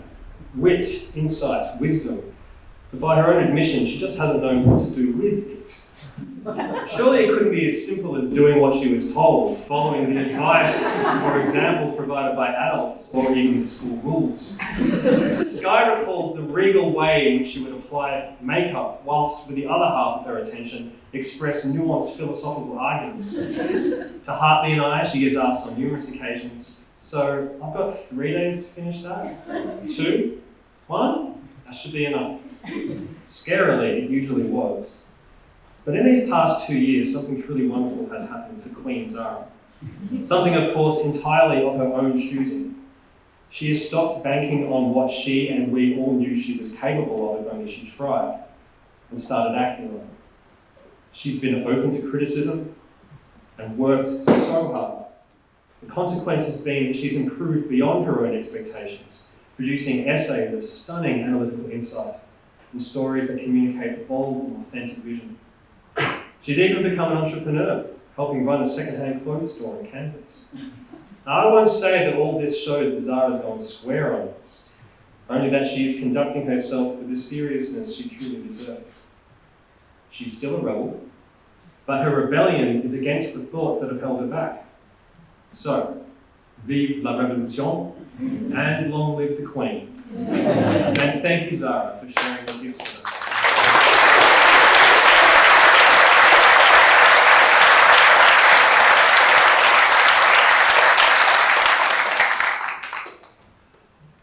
Oscar Finn. Liam recalls how in Year 8 history you produced... No, this is a good story. Liam recalls how in Year 8 you produced a replica of ancient Athens in Minecraft, complete with an amphitheatre, triremes, Parthenon, all evidence of what Liam so eloquently describes as your endlessly curious mind. Has this passion for learning meant that yours has often been the voice most heard in class discussions? Dragging us down multiple tangents into the eclectic knowledge you've most recently acquired? Yes. Have I wanted to chase down every one of those fascinating leads with you? Definitely. Were you often frustrated to the point of mutiny that our ship did not sail over those horizons you longed for, but instead docked in the more modest harbours of VCAR's curriculum? Yes. But thankfully, you've recently come to terms with the need to learn the ropes and answer the specific tasks set before you. It's a narrative. I couldn't be happier for you, because the most valuable fact you have learned these past few years has been about yourself. That when you focus that broad beam of intellectual light, it shines so far and so deep that we're all stunned by its brilliance. Wherever you choose to direct that light in the future, know, Oscar, that we believe in you, and we're excited to see what you show us next.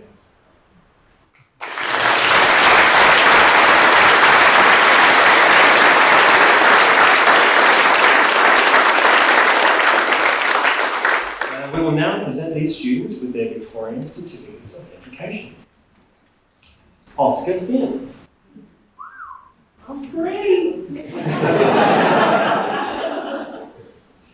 Zara Chakotay.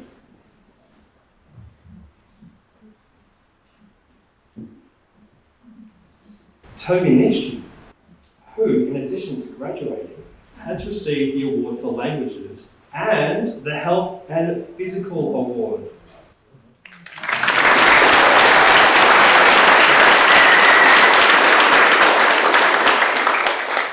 And Jet Set Essential.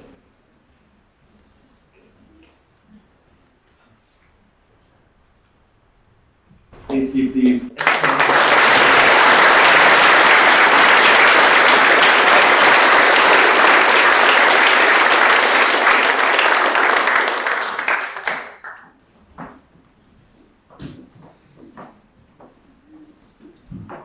Simone, would you like to bring your group up, please?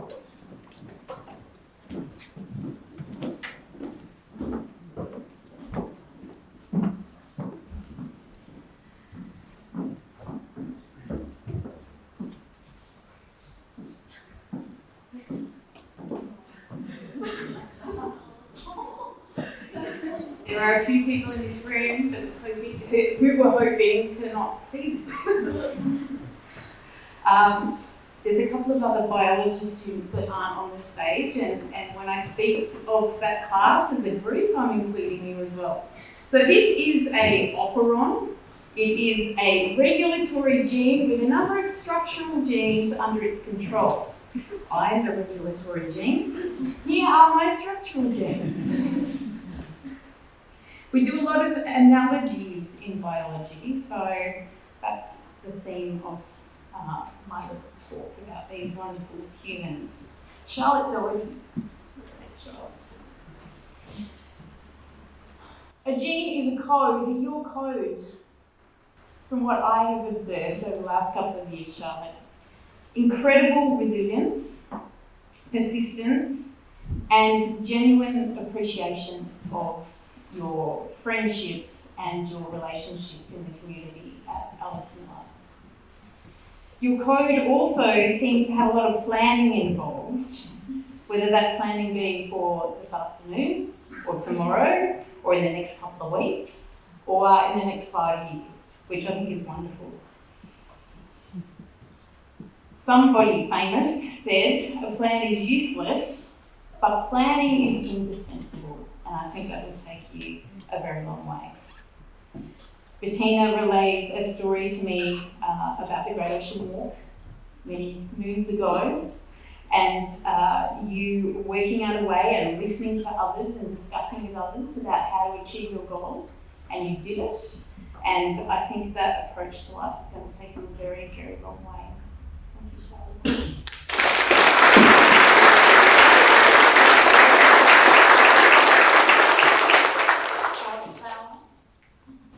Charlotte's code, incredibly kind, considered, calm, the ability to fill in the gaps. You see what needs doing, you see what's missing, and you step up. Charlotte was very good over the last couple of years at making errors. Now, that doesn't sound great, but actually in science it was fabulous. Charlotte always provided us with something really good to talk about. Ways to improve our experiments, and sometimes, it wasn't on purpose, but it was something that Charlotte became known for, and I will definitely remember you for that, Charlotte, contributing in that way. Thank you.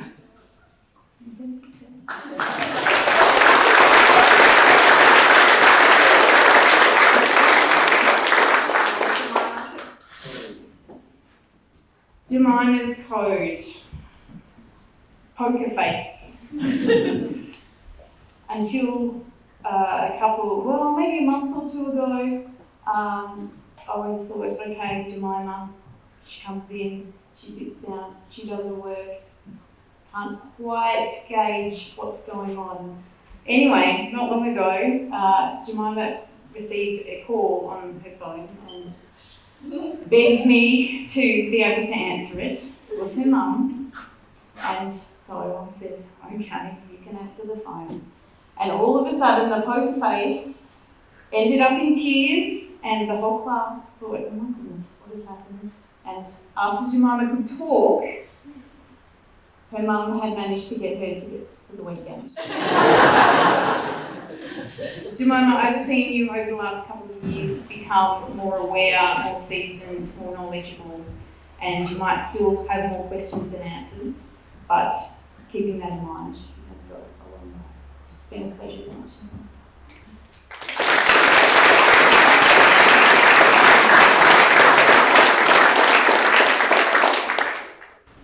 Jadzia's code is written in neon lights, I think.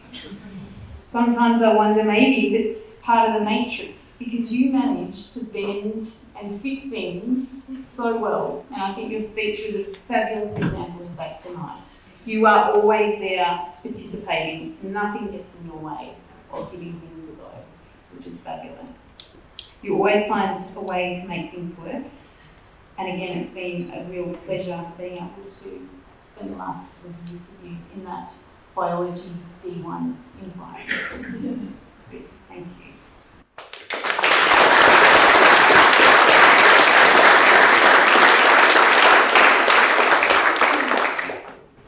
Okay, we will now present these students with their Victorian Certificate of Education. Charlotte Doherty.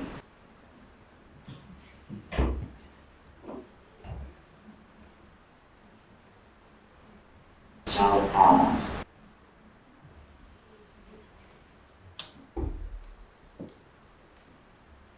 Jemima Hutchinson.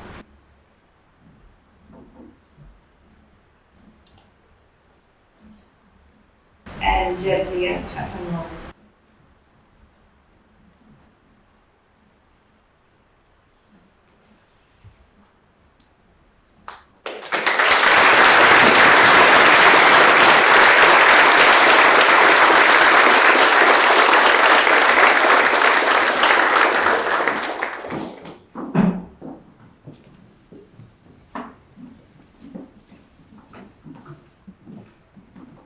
So the last group, you're with me. Charlie, Lucy, Essie, Patrick, come up here.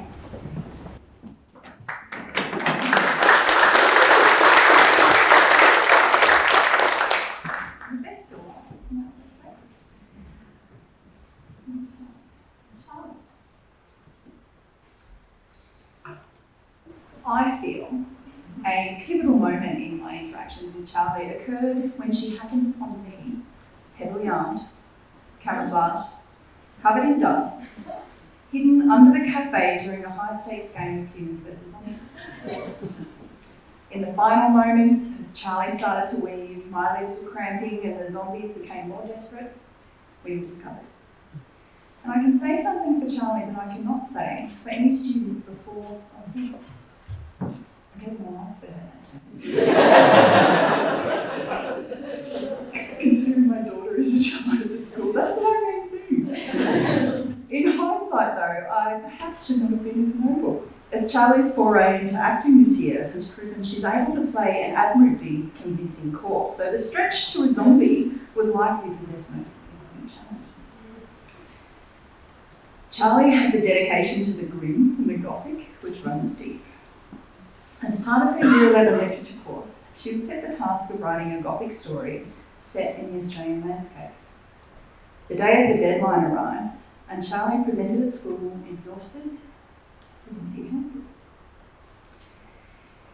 When Stuart pressed her as to why she had no work to submit, Charlie responded by saying that she'd been caught up doing research. Stuart was understandably a little dubious of this response. But to his surprise and delight, Charlie produced a series of haunting photographs of the cross atop Mount Macedon, shrouded in mist. It was not a story in the traditional sense, but it showed an investment and an understanding that was a delight nonetheless. Charlie is a creative artist and a lively thinker who holds her ground in debate, speaking with passion and conviction about the things she believes in. Her time with us at Alice Miller is defined by her determination to do things her own way. And this means it hasn't always been a smooth journey for her. It would do her a disservice to pretend that she's not had moments of deep struggle, largely because she's just worked so hard to re-establish her footing and pick herself back up and keep going. She should be very proud of achieving the VCE. Well done.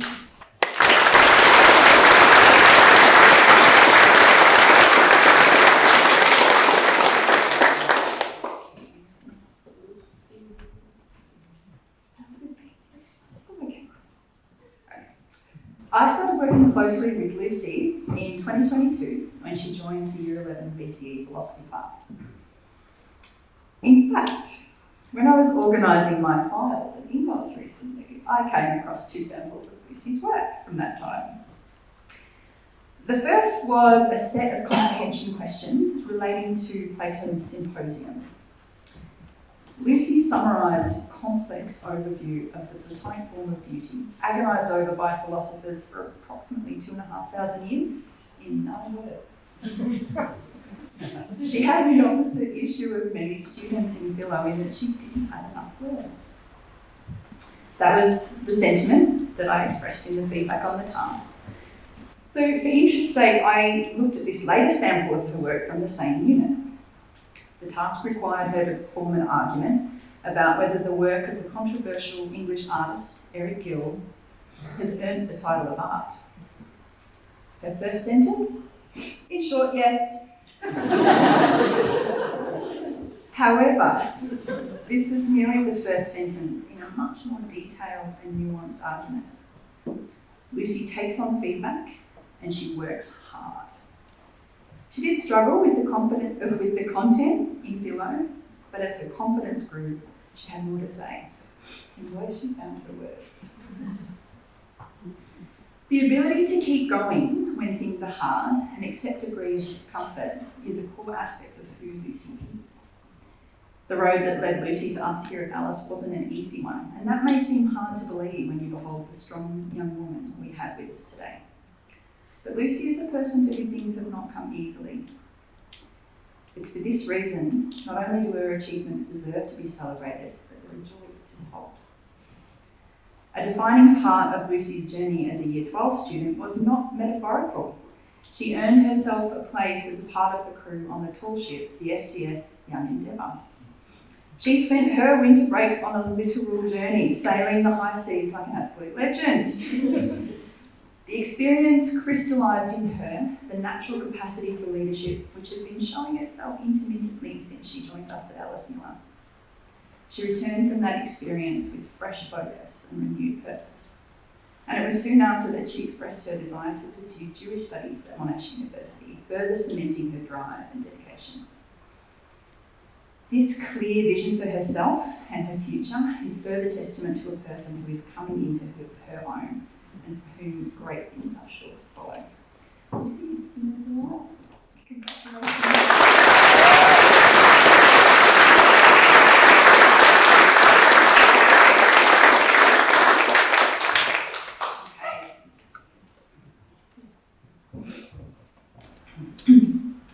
Okay, in term 3, 2021, Essie became a fully fledged member of the Alice Miller community.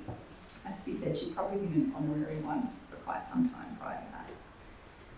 Unfortunately for Essie, world events conspired against her. For whilst 2021 marked the start of her Alice Miller journey, 2021 was also the second year of lockdown disruption. She joined us 15 school days before 77 of remote learning. In the most optimal circumstances, changing school is challenging, and this was far from optimal. But I have to say, Essie did make the most of those first 15 days, taking full advantage of the newly discovered novelty of being able to take a cup of tea to class. I don't think I ever saw her with that one in hand. And embracing a program that was incredibly diverse. She dipped her toe into the arts, humanities, outdoor education, and sustainability amongst her elective choices. That program gave us the first inkling of just how varied Essie's talents are. Essie runs like a gazelle. As someone who will only run if I'm being chased, and potentially not even then if I'm honest, my admiration of her athletic capacity is significant. But added to this is my awe at her delicate, meticulous artistic abilities. Her portraits are mesmerising and possess a maturity and technical skill way beyond her years. On top of this, Essie has a philosopher's soul. She expresses her ideas with purpose, clarity, and insight. Her manner may be gentle, but her intellect is fierce. It burns forth in writing that is absolutely stunning. By her very nature, Essie strives for perfection in what she does. This is a blessing and a curse. She has consistently delivered, but it must be acknowledged the price of that. For people who work with this kind of self-imposed pressure, it's a difficult and demanding road. Inevitably, for creatives, your harshest critic is often yourself. Essie, time is on your side. You will have the space in your life to do the things you want to do, and they will be, without a doubt, impressive. But be kind to yourself as you do them. You have gifts that it would be a tragedy not to share. So, congratulations on achieving your first year.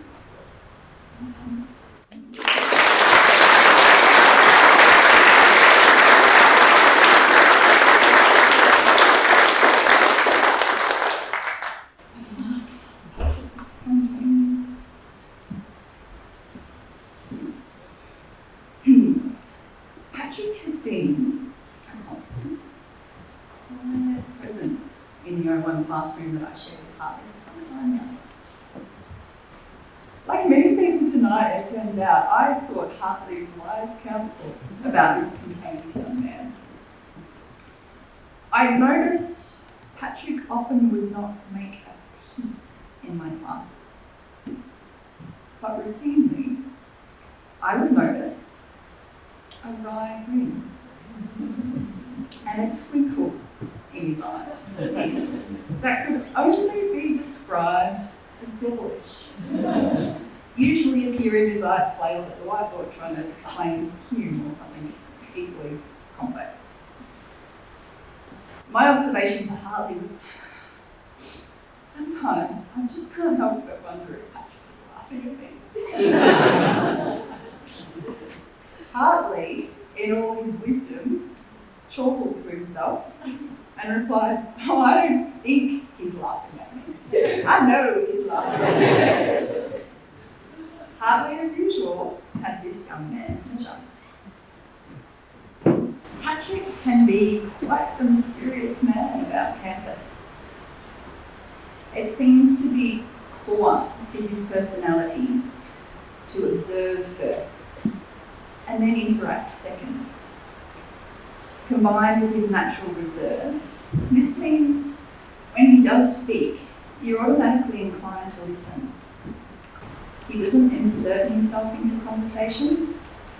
He'll softly contribute a pearl, moderate, measured, and placed carefully, just leaving it for you to wonder over. However, it is worth noting that he does have an inherent cheekiness.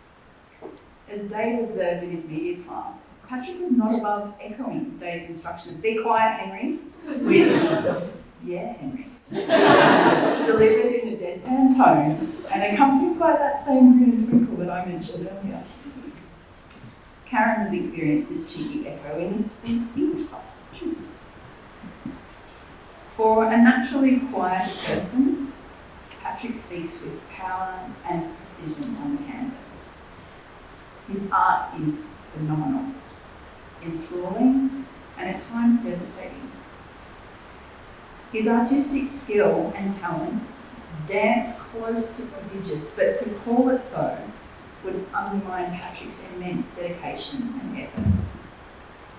It would be a mistake to assume that this natural aptitude means he's had an easy go of it, which could not be further from the truth.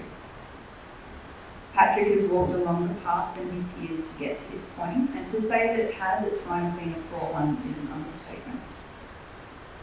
He has fought hard to be where he is today, and absolutely earned the recognition he's received. I was overseas when Karen, who had promised not to message him while I was overseas, messaged me to tell me that Patrick had been accepted into the National Art School in Sydney, an opportunity he thoroughly deserves. It was a highlight of my trip.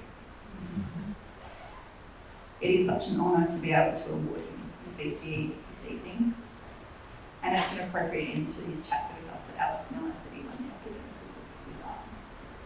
Congratulations.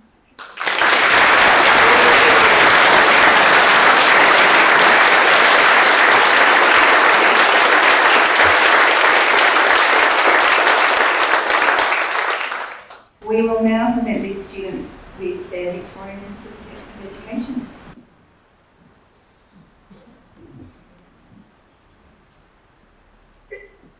Charlie Wilson.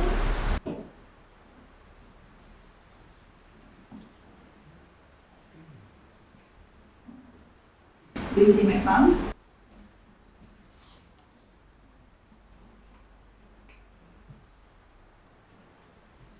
Essie Hatton.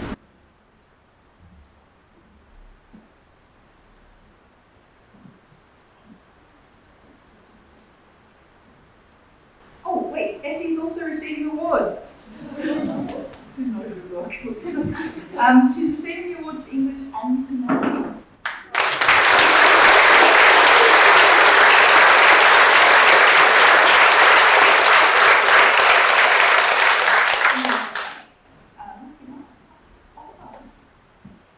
Patrick is also receiving an award, the award for his life.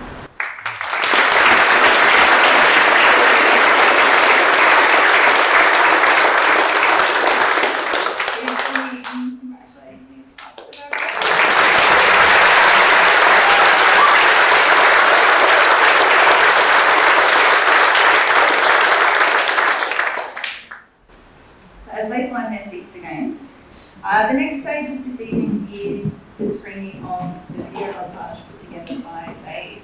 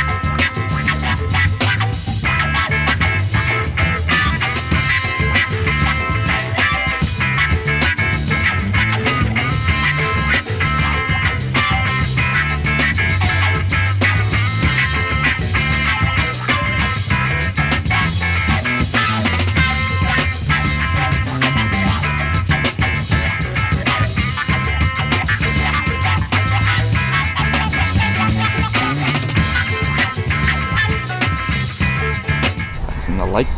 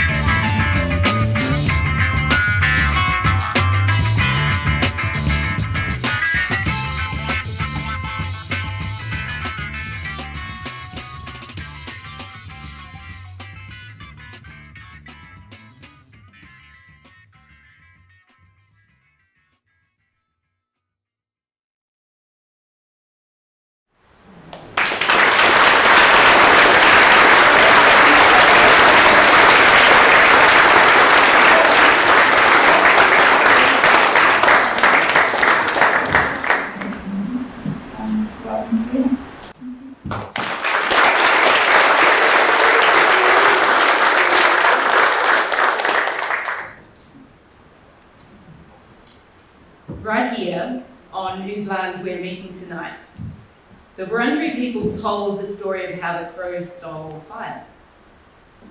Up until then, fire had been jealously guarded by the Carrotgurk, otherwise known as the Seven Sisters.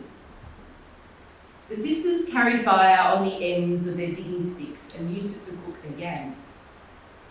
One day, Crow found a cooked yam and decided that it was much nicer than the raw food he'd been eating. As the Seven Sisters wouldn't share their fire with him, Crow decided to steal it. He hid some snakes in an ant mound and told the Carrotgurk that ant larvae were much nicer than yams. And when the women began digging, the snakes started to attack them, so the Carrotgurk hit them with their sticks. The embers flew off from these sticks. Crow had been waiting for exactly this, and he seized an ember and flew off. Crow, however, did not know the power of fire, and his theft resulted in a large bushfire that torched most of the land. It's why the crow is black.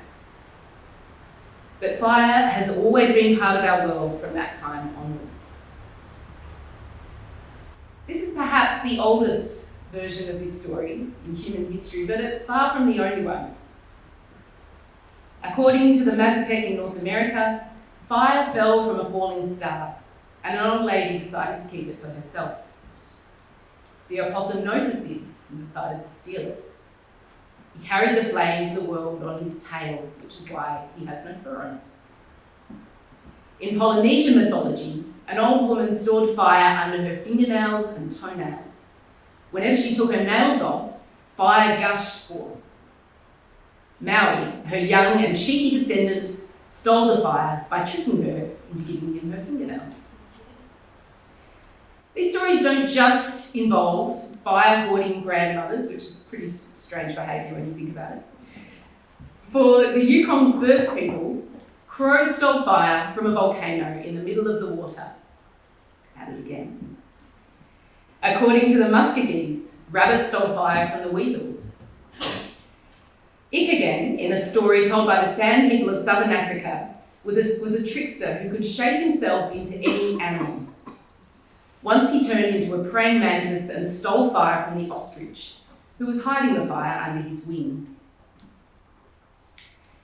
Matariscan, in the Rig Veda, one of the 4 ancient Sanskrit texts, is another name for Agni, more popularly known as the god of fire.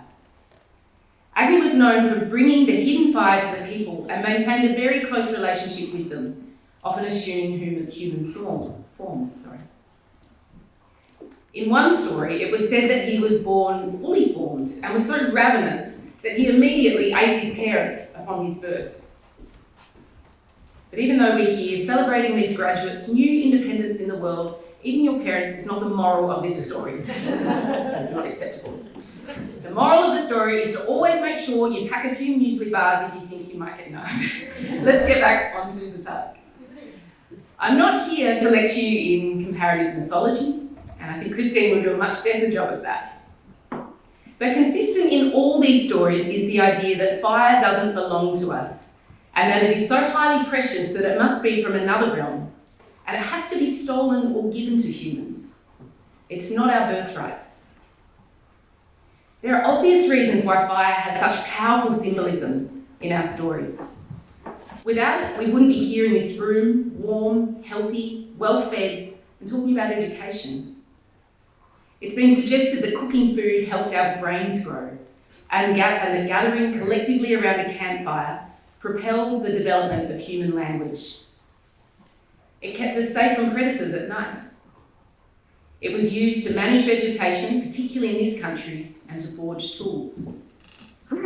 Inversely, it can be destructive and uncontrollable. It is both protection and nourishment, danger and death. It is not something that we can ever fully control. Fire occurs as a motive throughout discussions of education, most notably in that well-known analogy of filling pails and lighting them. But I'll return to the myths for a moment to remind you of the story of Prometheus, well known in the Indo-European tradition. Prometheus was a titan who defied the gods and brought fire to humanity. In this myth, fire didn't simply benefit humans in a material sense. It represented human progress in the form of knowledge, technology, science, and the arts. The essence of this fire is divine reason, or logos, the ability to create order from chaos through the way we think about and describe the world. What a tremendous gift. So the graduates here tonight have reached the end of what in our society is your formal education. This will no doubt mean a great many things to all of you. For some of you, your focus will now be on getting into the course or program you have your heart set on. For others, it means a chance to explore the world, and obviously a number of you are doing that already, free of timetables and assessments. For some, it will simply mean a different way of being. It's a monumental change, as for most of us, we have very few memories of before school. This moment symbolically marks the moment that you join the world as adults in the fullest sense. This can feel both thrilling and daunting. You're now more in control of your destinies, schedules, and decisions. There are practical realities of adulthood to think about. How to pay rent, how to find a job you like, what sort of relationships you want to have, and so on. But there is also the less tangible stuff. How to do your bit as a member of this messy, deeply imperfect, yet often heartbreakingly beautiful human society. You are joining the world at a time when it may seem that not a great deal of the other adults already in this space are perhaps worth taking your cues from. We have some political leaders who seem so consumed by their own ego that they think they're gods themselves. We have others who become so enraptured with a taste of power that they seem to quickly abandon the principles we thought they stood for.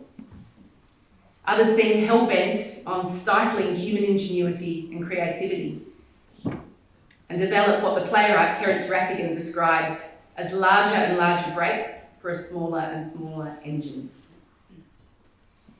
But what we hope for you is that as you enter the adult world, whatever you find in it, you have a core of integrity, a fire, if you like, that carries you through. That you're able to speak out against injustice, even when it makes you feel uncomfortable or unpopular. That you pay attention to the sparks that light up inside you for activities, for ideas, and for people. and that when there is confusion in the world, you can draw on the fire of Logos and be thoughtful and rational. More than anything, this is what we hope you take from your time at our school: a warm heart, a wise mind, and clarity of action. Whatever you choose to do with your lives, there is a great peace that comes from living with integrity. So tonight we acknowledge and celebrate our beautiful class of 2023. This is normally the point at which we say our final goodbyes. However, for many in this group, there is one last adventure they'll have. They've chosen to paddle down the Murray River one last time with some of the teachers who work with them closely. The fact that these young people have chosen to end their time with us in this way, I think, says a tremendous deal about them. They'll be travelling in the way that humans have done for at least 10,000 years in boats down a peaceful river. They'll sleep under the stars, and they will have memorable memories around the fire, that powerful and ancient element. I'm glad you're finishing your time with us doing something that is both so humble and fundamentally human. It is obvious to everyone here what a wonderful, brilliant, funny, and spirited cohort this group is. They are our largest group to ever graduate, and that's always something of an experiment. It's easier to form a group of 10 than it is for a group this size. Yet, they're cohesive and supportive and good friends to each other, despite the differences that naturally exist. There are artists, musicians, athletes, scientists, writers, and it seems from tonight, possibly some budding prime ministers. Although we have very short terms in this country, so I see that you can probably all have a go.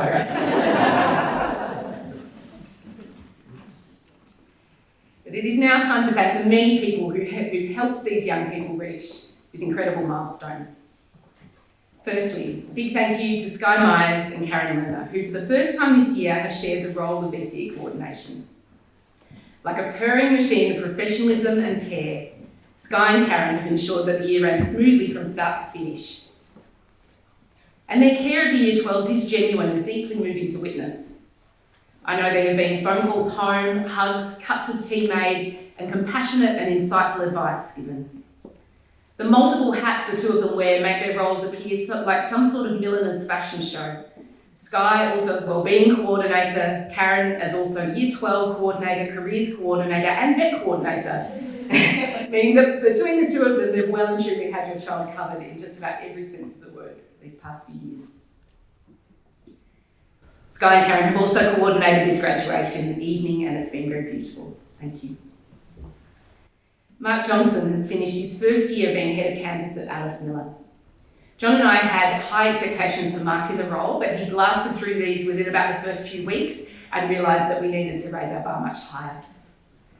Mark has managed the campus this year with wise assurance and the most formidable work ethic, and I can't express how calming this is as a school leader to know the place is in such wondrous hands. Thank you, Mark. I'd also like to thank the many teachers of both Candlebark and Alice Miller, all of whom, in various ways, have contributed to this year's academic, artistic and emotional growth. None of what we see in young people at this point is instantaneous and is the result of years of dedication, hard work and a fundamental belief in them. And this includes the phenomenal instrumental music teachers of both schools who've worked very hard on some of these young people since they were very small. Thank you to Mike, Bob, who I saw before, I don't think they're still here, and the maintenance team for maintaining the beautiful environment we are lucky to spend every day in. Much gratitude to Veronica and Sally for nourishing these young people and all of us, and feeding everyone on camps, excursions, sleepovers, and making the space feel so welcome. To Lisa and Michelle at Candlebark, thank you for keeping these schools running so smoothly. To John, who's unfortunately very unwell tonight, and who sends his apologies, but also his heartfelt congratulations to all of you for his dazzling, daring, and unique vision, support, and wisdom. None of us would be in this room tonight without him. And to you as parents and carers, my deepest and most profound thanks. Some of you chose this school because you had faith in a different model of education, and some of you came to us because your child was suffering or unhappy where they were. But in both cases, there is hope that things can change for the better. And that hope and trust that you have in us is very, very precious and something we've never taken for granted. And finally, thank you to our beautiful graduates of 2023. Thank you for your leadership, your contribution to our school, your humour, your energy, and your tremendous spark. You've been an absolute delight, true pleasure to know, and we wish you the most wonderful futures. Bless you and thank you. Please join me in a round of applause for the 2023